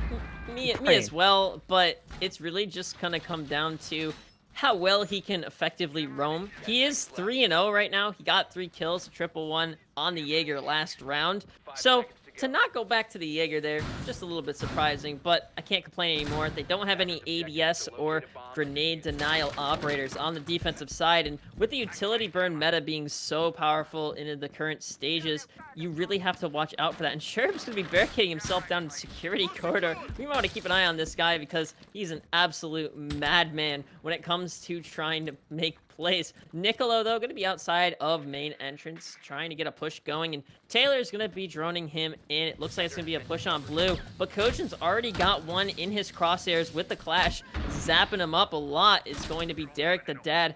He is trying to hold this push here. Yana hologram is going to be deployed, though, and Clash will not have to deal with that. Cherub's going to be trying to rotate back to help this Clash, but it's a really awkward position. I think I know why Sherb went onto the Oryx. It was to flex that MP5 Black Ice skin. That must be it. I mean, I think it's a really weird reason for somebody to do that, but it's the only logical one that I could think of as well in that sense. But, you know, MP5 is still an MP5, and he does have a lot of fragging potential, but he just doesn't bring enough to the team for him to be a viable pick in competitive gameplay, just like Caveira. So you really have to be careful. But loading, spotting out the Vigil, knows that he is inside of Kitchen. He's not going to waste any time trying to dispatch of him, but GXD is holding the cross on this doorway here. Run out from Niccolo, though, will find Bone. It's actually be Sherb on the run out. Excuse me, we will find loading, but Niccolo in the cross was able to eliminate Bone. So still a 4v4, and the immediate refrags are prevalent. But we saw Sherb run out with the Oryx. He was actually able to get a kill with it. So he's been able to do work thus far on the round. He's not rendered completely useless, but you do have Rhyme, I'm not entirely sure, on Laundry Stairs with Yana's hologram. He's gonna get shot, though, just as it starts to expire. Yusuke is holding behind that deployable shield in Laundry. 55 seconds left, still a 4v4, and we don't have a lot of real estate to troll team's name. So they're gonna have to make a desperate push down towards Freezer, and Yusuke sees it from behind the deployable shield. They're breaching the wall, and Rhyme is going to be moving up through Freezer on the crate. Gonna deploy one of her charges with the Yana hologram, and now 34 seconds left in the clock, still a 4v4. They have to make something happen here. Sherb gonna be holding the angle, but it's gonna be Niccolo getting choked out by the Toxic Babes. This is why you don't wait till the last 20 seconds to push in. Yeah, now those Toxic Babes are really going to start doing some damage to you, especially as time goes down. And oh no, nobody's on the flank watch, but suddenly the Habana is able to point out GXD, and all backs are turned to the mute. Oh no, he's just going to jump down. He's going to find one. Derek finds a team kill, and that massacre on the stairs. I don't even know. I think massacre is a little bit of an understatement here. Absolute domination here from InControlNation. The plays down main stairs just don't work out, and you weren't watching your flank, and you paid the price because GXD, well, he's got an SMG-11 and a big thing full of buckshot. He will eliminate you, and that's exactly what happened there. And I guess the Oryx play worked. Yeah, the funny thing about that was just in that whole mess, you know, we see GXD claim some kills with the shotgun. We just see Derek finding a team kill in that mess, and it would just contributed to how much of a dominance. It just looked absolutely silly, really, right there for Troll Team 6. We just all bunched up, nobody was watching the flank, and just 3 bodies stacked up on those white stairs. And we might see more of this because In Control look in control of this game right now. Little bit, and it is a little bit still early to tell. It is only defense on this map that does play a little bit of a factor when it comes to trying to push site. Oregon is not an easy one for attackers to handle. You really have to have a lot of teamwork and coordination, whereas the defense can kind of run around and get a lot of frags by just playing as themselves. Thus, I think is why the Oryx was picked, other than the Black Ice skin flex. I hate to break it to you. Yusuke is going to be reinforcing attic here, as it is a kitchen and meeting, or dining hold, excuse me. And that's not necessarily a bad idea. You do want to try and cut off as many roaches as possible, but we do see... is Kojin lagging out? I think I just saw him lag out. He was walking in place for a little bit. Oh, no, we're good. Okay, we're good. We're good. I'm seeing things, and I'm also imagining or hallucinating. So we are going to see Kojin, though, in small tower with the Clash, and he will be trying to hold that by himself. He doesn't really have anybody to help back him up here. Nicolo is going to be outside of the window, though, trying to spray in and get a little bit of damage off onto the Clash, or maybe even a distraction. And we do have Raimi already inside of small tower above, still trying to get some kind of pick here, but they have the hatches open in attic, and they are going to try and cut as many rotates off as possible. Kojin, though, really playing with this Flash super aggressive here, and he's got to be very careful, though, because he could get killed from above. Seems Troll Team 6's attack is really focused on trying to root out this class. We're seeing loading with the sledge up above, because that where the Clash is playing is where Troll Team 6 wants to attack. They have to get rid of that Clash. Kojin on that Clash is just being an absolute nightmare, and GXD and the remaining members of In Control that are on second floor really don't have any bearing on the attack of Troll Team 6. It's right now, it seems to be Kojin against Troll Team. And frags are going out, utility trying to be wasted, but it seems that they're not really being used well. Yeah, you really want to try and use as much utility as possible. Kojin's going to zap somebody to death. It's going to be Derek, your thermite, off the board. Nicolo will find the frag onto Yusuke, though. And there are the Toxic Babes being detonated, and Kojin doing absolute work with this Clash in L hallway by bathroom. The wall is opened up, though, and Nicolo knows that. He has to be careful and watch for all the crossfires the defenders could have on him at this moment. Though, he's got a couple of lifelines left that he can work with and utilize in order to get the optimal positioning, though. Rhyme's going to try and push up here, but Taylor is on that Clash like a hawk, but Rhyme's going to get the crossfire on him and eliminate the Clash. So that's a little bit of utility burned there, but GXD will use the SMG-11 from above. Kids Dorms Hatch will find loading. We'll see if they can get a plant down here, and they are in position for that, but the Nitro Cell is going to ring out. It will get shot, though, over Sherb, will die to Taylor, though. And now it's going to be all up to Bone and GXD. With 20 seconds left, GXD's taking some shots from above, and Nicolo has to be super careful here and watch out from above the drop. The plant's coming down from Taylor as the Yana, and Bone has to try and get some kind of angle here. GXD's going to push up, but the drop shot from Rhyme will find him. It's all up to Bone. He's at the top of the hatch. There's not too much he can do here. He's going to have to drop down and try and contest as many angles as possible. The pre-fires from the attackers, though, and Bone's location is now known, and Rhyme will finish it off. Troll Team get around, and they much needed one at that. Seemed like Troll Team really didn't have it earlier in the round. We saw them struggling to deal with the Clash, but as they started to attack on the site, they were able to deal with the Clash with about a minute 15 left, and then allowed them to enact what they had planned from the beginning. They had enough time to plan it out, and it really worked out there. They were able to get their first round on the board. And as we go back to dorms, hopefully we don't see the same thing happen where we just see the guns of InControlNation really ring true. They're able to really do whatever they want on dorms. Yeah, and when you look at all of the different things that happened that last round, it really came down to good execution by Troll Team. They were able to dispatch the Clash really effectively, take control of Dining Site, get that wall open, and really utilize the bathroom rotates to their advantage to try and flush the defenders out. That top floor hold from InControlNation didn't really play too much of a factor because the attackers didn't even bother to try and take the attic side or the dorm's top floor. So, speaking of dorms, it's going to be the site for InControlNation as we find ourselves up 2-1. Deficits cut by just 1. So we'll see if Troll Team can continue on the momentum that they have had most of this time and, most of last round and build on it this time. So we'll see if that does play a factor. Yeah, last time we were on this site, we saw a big presence in Big Tower, and right now it seems to be no different. We're seeing the same Maestro Cam being placed, and we're seeing that Grenade Duo really holding up with those ADSs, with those magnets. And if Troll Team 6 want to use the same strategy that they did, which right now none of them spawned in near there, so we could see a different strat, and that big tower hold just doesn't really amount to anything.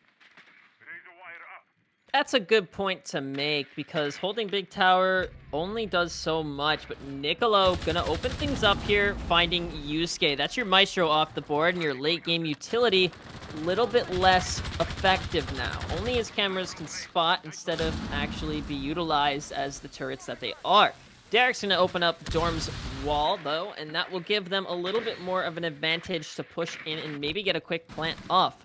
But he knows that there's a bandit close to the top of White Stairs, and Loading's got a grenade in hand, but the ADS might intercept it here. And I think it does. No, it doesn't. It will detonate, but not do any damage. Maybe Bone gets caught just a little bit, but GXD sitting very well off in sight with Kojin, but as I say that, he's going to drop down into kitchen and dining, and that is good coordination and teamwork, as he's going to rotate all the way down to security corridor by Z. It's going to be Sherb, though, fully blind inside of Attic, and he knows that their breach is open. Yeah, guns trained on where these attackers are going to come from. Many drones spotting out the position of the members of InControlNation. So now we're just waiting it out to see where Troll Team 6 are going to execute, when they're going to execute, because they're just putting so many drones out. They want to know where the info is, and Niccolo is just going to dealt some damage with those bandit batteries. Not much, but enough to really warrant him to back off. And oh, the head is going to be spotted by GXD. Patience in the classroom is going to amount to a kill. As Diffuser goes down, it's going to be picked up by Rhyme, and he's just going to be a lot more cautious, as he knows that that Wamai is holding out under him. But Taylor, a great job in communicating exactly where GXD was holding. And now that's going to allow members of Troll Team to really move forward, because they're just using so many drones. They were patient, and they have so many more. And with the time that they're giving themselves, they're able to use that time to drone off. But as Taylor is going to rotate to default plant, he's going to be down. But Niccolo is going to find a refrag, and now we might see the plant go down by Rhyme. Yeah, with 18 seconds left, they're going to have to move quick. Loading's going to find a kill on a Kojin, and Bone will be finished off by Niccolo. The attackers of Troll Team 6 win another consecutive round here, tying it up 2-2, as we're about 2 rounds away from the split. And I got to hand it to Troll Team. They are doing an absolutely fantastic job of clearing out the roamers and the bottom floor presence, and they're using it to their advantage. Once they clear that, they use that intel to realize that there's not many people left on site. They push in, find their locations, and win their ones. And ultimately, that's how you play on Oregon. You have to use the intel that you're given very wisely, and if you don't, it's just not going to pay dividends to your success. Going back to the exact same set, we're seeing a 6-pick off the Maestro. So my guess is that we're not going to see a big tower hold, because a lot of utility was placed into Big Tower, multiple ADSs, multiple magnets, and therefore, when it was time for Troll Team 6 to attack on the site, there was nothing to really deny flashbangs, deny anything utility that they were using. So with a Mozzie this time around instead of a Maestro, I'm hoping that they're really going to try to deny those drones, because as I mentioned, drones were a huge part in last round. There were so many that Troll Team 6 had, and they were just able to utilize them. And as we call for a rehost, we possibly are going to have to go there. So just waiting on admin approval, and once that happens, we will... And we have admin approval, so we will rehost, and we'll catch you guys back in just a second.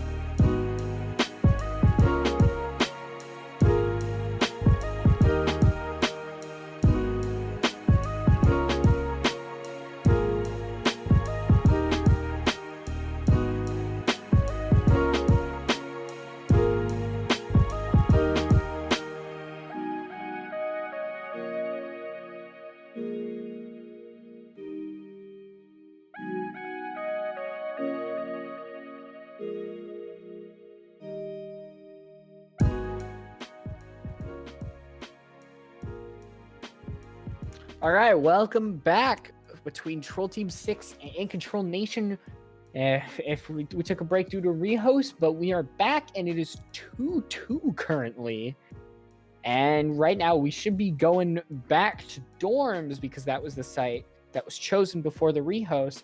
And dorms was the last site that we played in round 4, in which we saw Troll Team 6 win it. What can really be changed for InControlNation to win this round 5 like they did the first round?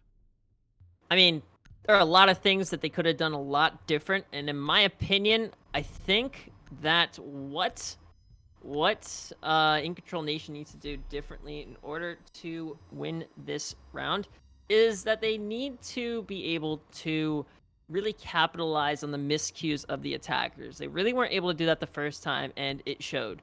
That's how they lost. Yeah, Mira, I believe the rules are you gotta play the operators that you did last time because the round has started. You gotta play the same site, everything like that, you know. So we're seeing the Clash, the Mozzie Jaeger, and I believe those were the operators playing the last time. And you know, coach, we're seeing the excuses come out for the rehost. Bathroom breaks, you know. Stay hydrated. He was drinking too much water. That's why.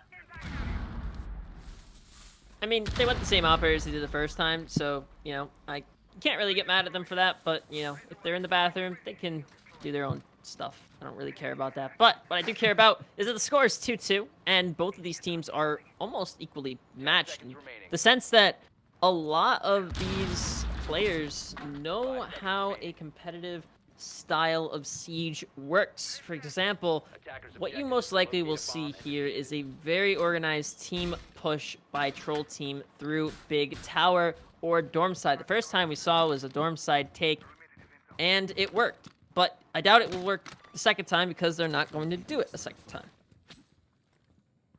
I mean, we're seeing a different type of play from Sherb and GXD.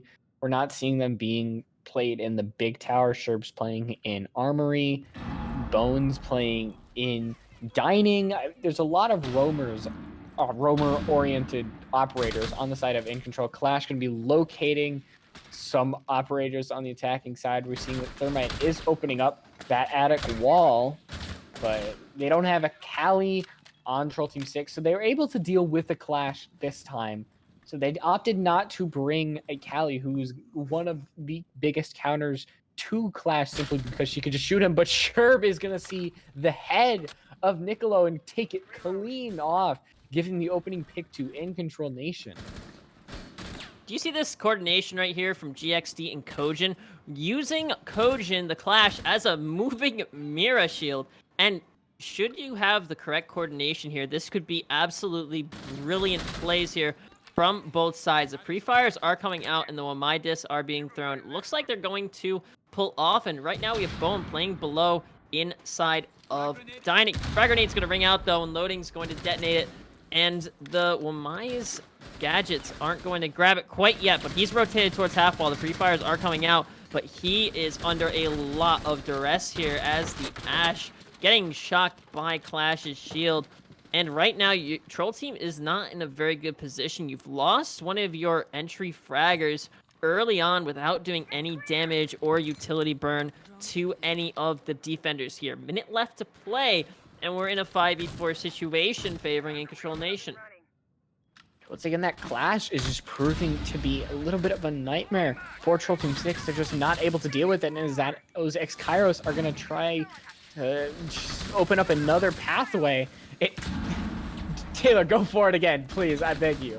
I'd love to see it, but Yuseke is going to daily, and Rhyme is just going to make it even worse with Loading, but he's going to make up for that by taking out GXD. He's going to try to encroach on this Clash, which is going to have to back off, but InControl still have the advantage as Rhyme is getting close to being taken down simply by the Clash's Electrified, as he's about maybe 10 HP, and oh no, one more will do it, and there we go. We are seeing Rhyme taken down along with Derek, and now it's just Taylor who's going to have to somehow find 4 kills. I doubt that's going to happen, and it is not, as Kojin's going to find the last frag. Outstanding play from Clash coming out here from Kojin.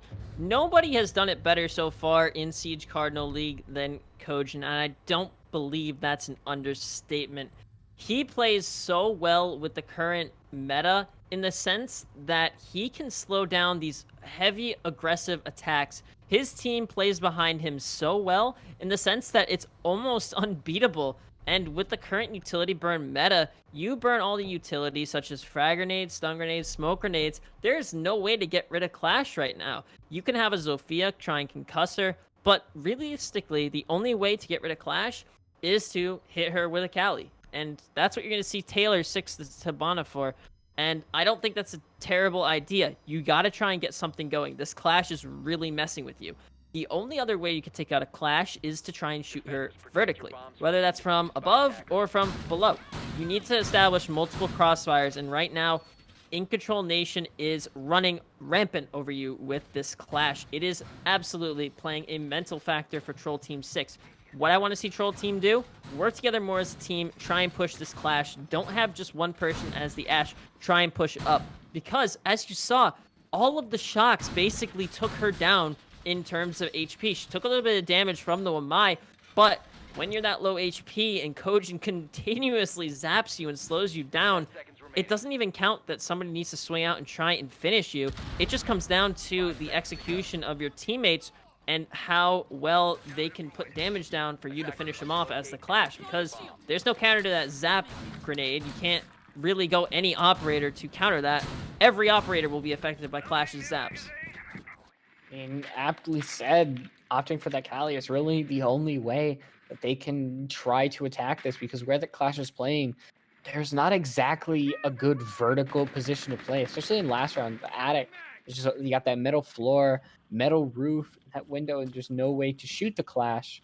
So Kojin is hoping to be a thorn in the side of Troll Team 6. Taylor wants to make sure that that does not happen, but where the Clash is playing could be a serious key factor, and where Troll Team 6 wants this attack to happen could dictate the round, as we're seeing a real north side take, possibly from construction, possibly from white stairs, and we still have yet to see the execution come through.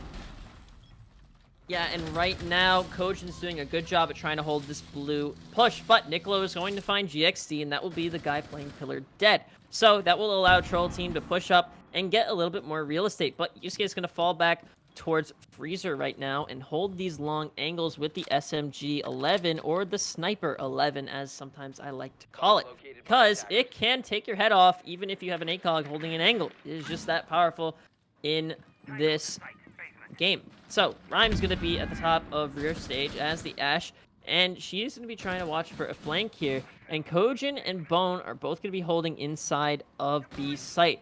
Barricade's going to get ripped down, though, by the main door by Sherb. He's actually going to barricade it back up. Not going to bother to do the other one, though. Wall's going to get detonated by Jay, though, and that could prove to be a huge issue here. But still have the Clash holding strong, and Bone and Sherb are holding crossfires to try and support the Clash here. Minute left, and it's a effective 4v5, but Troll Team has the man advantage with GXD off the board. Opening of the wall could benefit Troll Team 6 immensely, taking out that Clash. And Yusuke gonna go very low, trying to put out that smoke canister, but the Kali gonna be able to take out Sherb. And now it's a 3v5. Kojin's still alive, gonna try to deny the plant, which hasn't even been attempted to put down by Derek.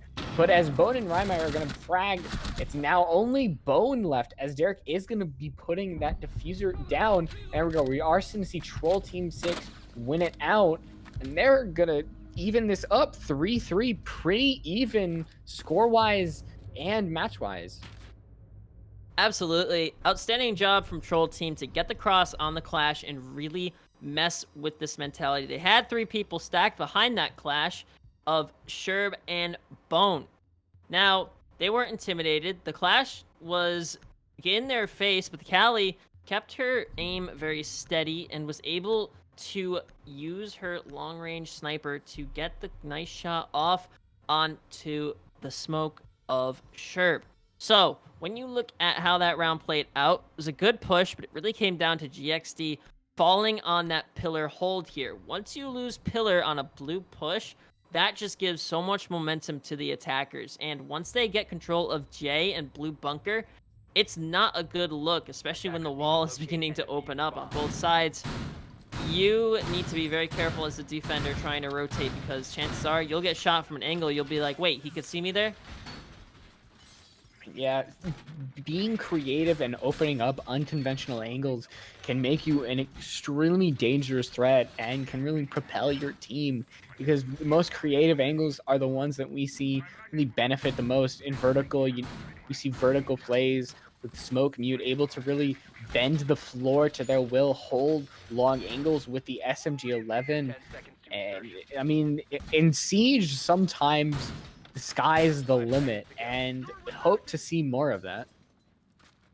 I do want to mention one key operator that has not been picked at all this game, and that is Maverick. Maverick brings a lot of utility to your team in terms of trying to push top floor or even blue bunker, because making those tiny holes really cuts defenders' rotations. And if you have good team communication and good setup for your attack and execute, you could really do a lot of damage. So I'm very confused as to why a Maverick has not even been brought once in this map, considering he's almost a must-pick, in my opinion, for this certain style of attack that both of these teams have tried to execute. Kojin wasting no time as the Thermite opening up attic wall. No wall denial will be even attempted for these two teams. Kojin going to be throwing some flashbangs out, trying to burn through these ADSs, and there go a lot of them too. You see the white indicators, they are everywhere, and Wamai has to be really careful holding these deployable shields. There is another ADS intercepting yet another piece of projectile. Yeah, Wamai is so good at holding angles like these with the deployable shield, which we just saw was taken out with magnets that refill over time. With help of ADSs, he's just able to waste so much time and burn so much utility from the offense. It's why sometimes that he gets banned, and he's going to get banned from life there, as he's going to get taken out by Kojin. And that's going to allow InControl to really push up as Yusuke finds Raimi. And now we could possibly see a really steamroll here, or snowball, as the rest of InControl is going to push forward. We see some split as Loading is going to claim the mute. And now it's just Smoke and Maestro have utility. On their side is Nicolo is going to claim 2, but he's going to go down. And now it's just Taylor in a 1v3. He has the SMG-11. He's going to find one. He's going to bring out the shotgun, but that doesn't matter as Bone taking out Taylor, and InControl going to lead this split in the first round. And a snowball effect was definitely what you saw there. Once the first two defenders went down for Troll Team, InControlNation really just moved in through attic and just did not have any fear when it came to trying to challenge any of these defenders' positions. They made him uncomfortable on site, and you could see that. The Maestro was able to pick off 2 before he went down, but I think that's only because they had no idea he was there. But once he started to let the LMG start to spray, it kind of gave away his location. He was swiftly taken out. Now, on the other hand, Taylor did a okay job given the situation and the angles he had to hold. He was able to eliminate 1, but getting pushed from the rotate hole and the wall behind him. So nothing you could really do there if you were Taylor, but a valiant effort. We're going to see InControlNation take a 1-point lead over Troll Team, 4-3 here.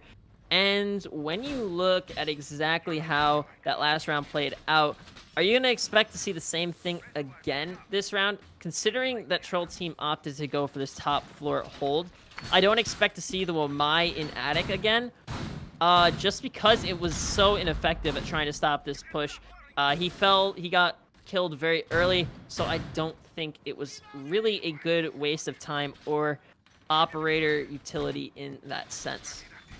See, I disagree. I think that they're going to try the exact same thing and hope that it goes in the direction. You know, sometimes you make a mistake.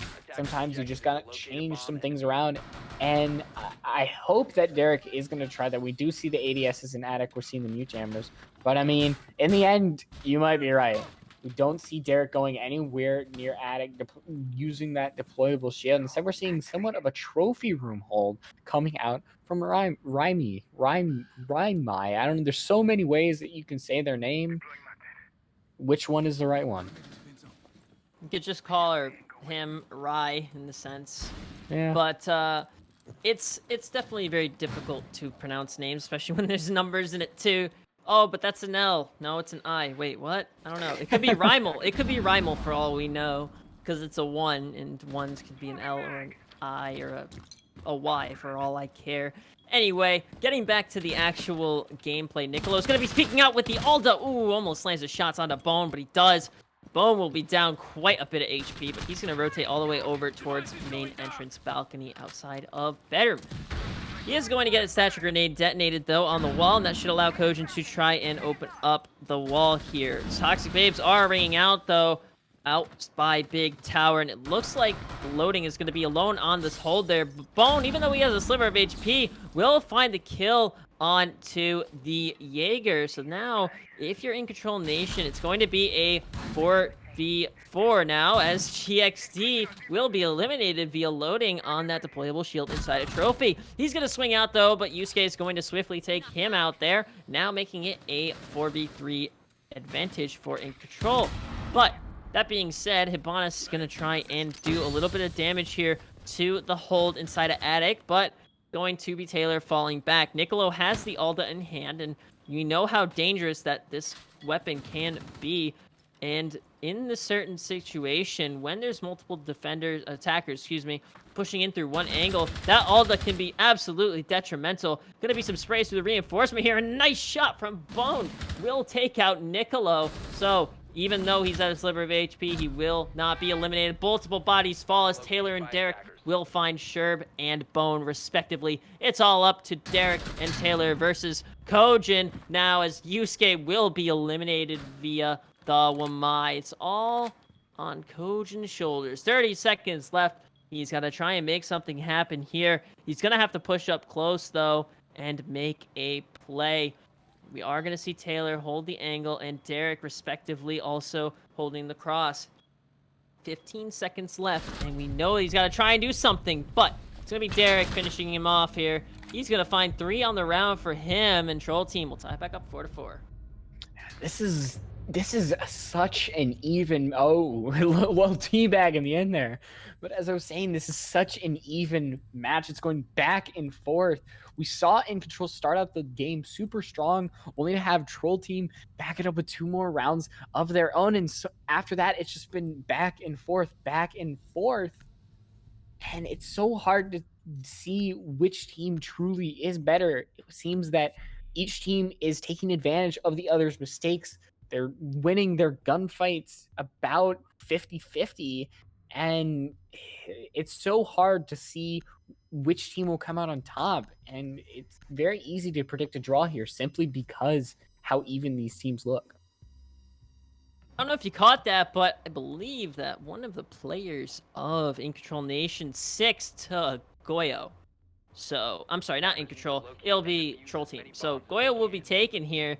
And for a basement hold, you have a Wamai and a Jaeger, so you'll definitely see that utility burn inside of Jay. But what do you think about the Goyo play here? We don't see him too often in competitive gameplay, and I can't tell if they brought him just for the TCSG and Nitro Cell, or if his gadget's actually going to play a useful part into the strategy that Troll Team has developed here for the basement hold. Goyo could be, played near doorways, wanting to lock down hallways, like as we see, Derek on the Wamai. But with nerf to his gadget a while back, he's definitely gotten a decrease in competitive play. He doesn't have as many areas to deny. He doesn't have as many deployable shields for operators to really hide behind. But he's still got a C4. He's still, once again, got area denial gadget and a place for defenders to hide behind. So that's still why he still gets played. And we see Derek hiding behind this Goyo shield and blue bunker. He's got really 2 deployable shields. He's got that one that he's going to be able to shoot in case attackers really walk into, and another one to back up to. Yeah, and I think that's what Goyo shields are best at. They're only good to use in terms of support. You can't actually hide behind them, or really, you will die. So that will deny a little bit of area for them, and I like the kind of strategy they have established here inside of J. We have Derek playing the spot behind the deployable shield in J. That Goyo shield was detonated, though. Taylor trying to contest Sherb on the back stairs. Really difficult position here as Yusuke is going to rotate upstairs, try and get these hatches open. It's really just going to come down to who has the better reaction time here. The pre-fire comes out from Sherb, though, and a shot will be exchanged from Taylor on their behalf. Yeah, now we're seeing the walls trying to get open up, but the mute is going to really deny that. Thatcher's going to be having to take out that mute jammer, and now walls is being breached, and C4 being thrown out, and oh no, the body of Sherb is just going to fly out as the opening goes to Troll, and Kojin is going to be down as well by the Aldo, but GXT going to be able to find the refrag, and now it's an even man count of 3v3. All health is the same, but Diffuser not in Troll Team's hand. They're going to have to go get that, but there's so many members of the defense just watching that. Yeah, and right now, InControlNation's in a really difficult spot. They can try and go for a plant here, but defenders are so close that it might not be possible. Though, Bone's going to be trying to get this plant down. The pre-fires are coming out. Multiple bodies fall. It will be Rhyme, and the refrag onto Yusuke will be from Derek, though. 2v2 situation now as the pre-fires are coming out from both sides. Bone will find his second of the round. Finishing him off is Taylor, though, onto GXD. It's now a 1v1 between Bone and Taylor. Taylor is going to find himself all the way back in blue bunker, now rotating towards pillar. Bone knows that, and he's going to be inside of laundry hallway. The pre-fires are coming out from both sides. Bone's on a sliver of HP, and the term against that one shot from the TCSU will end him, but the pre-fire from Bone will find Taylor. InControlNation will win it. I mean, that's about as close as you could get. We saw that trade come out. Bone just taken down. That Diffuser would have won that anyway if we saw Bone knock it down. So, I mean, I'm glad that we got to see that 1v1 between these two members. You know, Bone is such a great fragger, get put on the Thatcher. He's still deadly with the L85, and Taylor has had a really good day so far that we've seen. And in the end, it was once again evenly matched, just like this match. And we see InControl possibly come through, and they're one round away from match point and securing a point. Yeah, and that was a really good round when it came down to how executing that attack worked for InControlNation. They were able to get the plant down in the sense that once it did go down, they kind of capitalized on the defense having to retake site. In that case, the defenders became the attackers. And from what we saw on the other side of the coin, we saw that the attackers of Troll Team were pretty good, but when you switch sides that quickly, it just does not become an easy task for defenders to try and get rid of that diffuser. So, when it boils down to it, you're going to see this J-hold again from Derek because it worked the first time. It stalled a lot of time, but they really need to keep that guy on pillar and not let them walk in. Now, that's where that deployable shield from, I believe that's Ella, will be playing on the pillar stairs. I'm sorry, the pillar itself. And that is going to prove, really, it's going to come down to if InControlNation gets control of pillar. If they don't, it's going to be a win for Troll Team, in my opinion. Pillar is one of those crucial turning points in a round where if you get control of that and secure the control, it will just be way easier to push towards site and way harder for attackers to try and get something going. Shot's going to be fired at Niccolo, but and no harm, no foul. He's just going to be able to heal himself up. But now Loading Vert going to be holding in Boiler. Utility still being used by the attack to try to clear every magnet, every ADS that is deployed in that area. But as the magnet is just going to be used once again, they're still just going to have to try to burn it out. But Niccolo going to be able to find the first frag onto GXD. And that's the first step into evening the score once again. But that hard breach is going to start to be used to open up some of these hard walls but that Clash is still in your way. You're going to have to try to take her out as Nicolo is going to go down. And now it's a 4v4.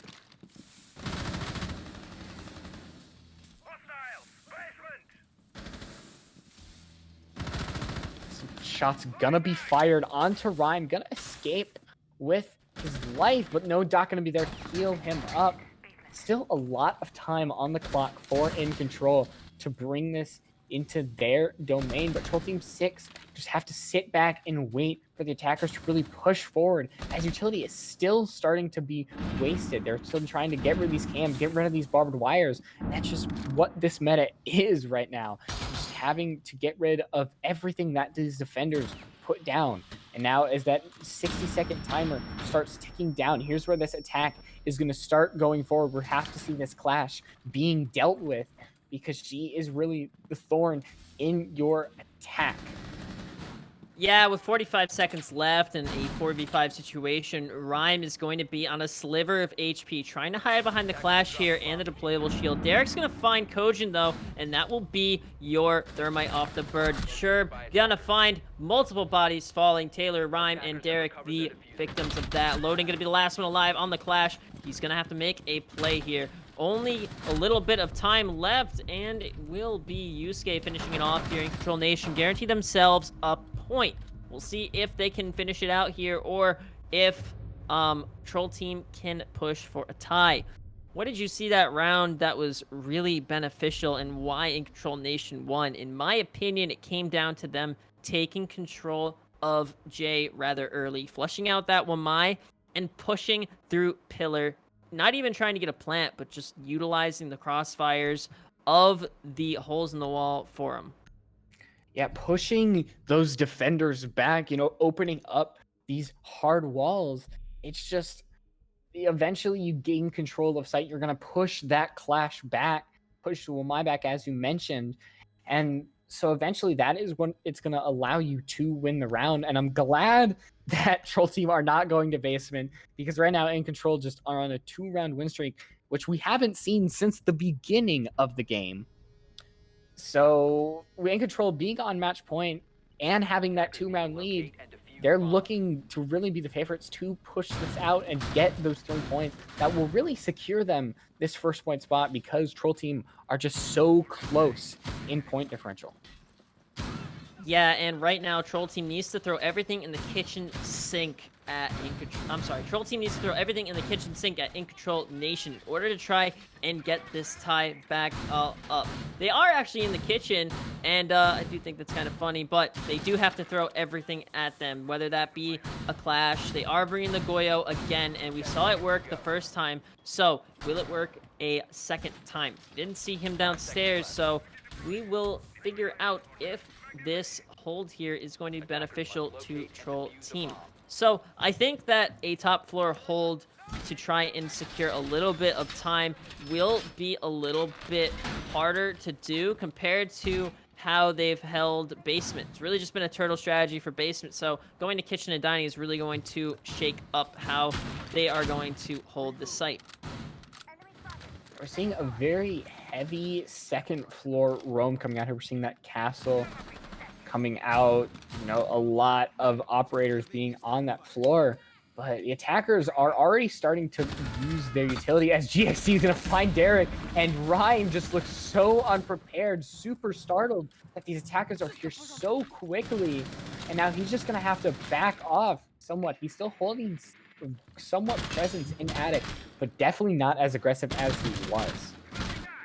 Yeah, that's a huge blow for Troll Team, and that is your castle off the board and one of your important players. So when you look at exactly how they plan to hold the rest of this, it looks like they are going to try for a more fortified strategy. That being said, InControlNation is above them and starting to wreak havoc. The shotgun is going to ring out from Taylor, though, and GXD will be the victim that he finds. Trying to hold these vertical angles is something that a lot of attackers don't really expect. When you look at exactly how InControlNation is playing this, it's really just come down to a lot of aggressive plays, and if they don't work out, they still try and do it again. Sherb's going to be using his breaching charge from above, try and flush a little bit of space for Kojin to get this wall open, and he will do that. He is going to open up the wall, though, and now a couple of crossfires might be established. Spray through the wall here might be able to find the Jaeger, but Niccolo is above and will find a kill on the Sherb. Yusuke gets a refrag, though, and Rhyme will be the victim there. 3v3 as we hit the 55-second mark. Yeah, and now that plant's starting to go down. Kojin still a lot of time, but that doesn't matter. They just want to get this plant down now. And as Taylor is in the site, C4 gonna be thrown out, gonna do nothing. But that plant is down, and now we're in a post-plant situation. It is a 2v2, so it's very easy for InControl to win this, especially with loading off the board. It's now Taylor and SMG11, and he's going to back down the freezer. He's going to activate the smoke canister. He's going to have to back up onto that first floor, but he's so far away from the diffuser, and so many members of InControl are just in such a good position to take out Taylor. He's going to fire it at a drone, and he's going to be pinged out. So little time left and so little life left as InControl go on a 3-round streak to win it 7-4 on Oregon. Yeah, and you really kind of saw this coming once the momentum shifted in favor of InControlNation. Once they kind of figured out the style that Troll Team 6 was doing to hold their defensive sites, it really just came down to execution on the side of InControlNation, and it was almost flawless. They got the opening frag almost every round, and that could be seen from a mile away. Not sure if we have an interview waiting quite yet, and hopefully we will get a little bit of insight into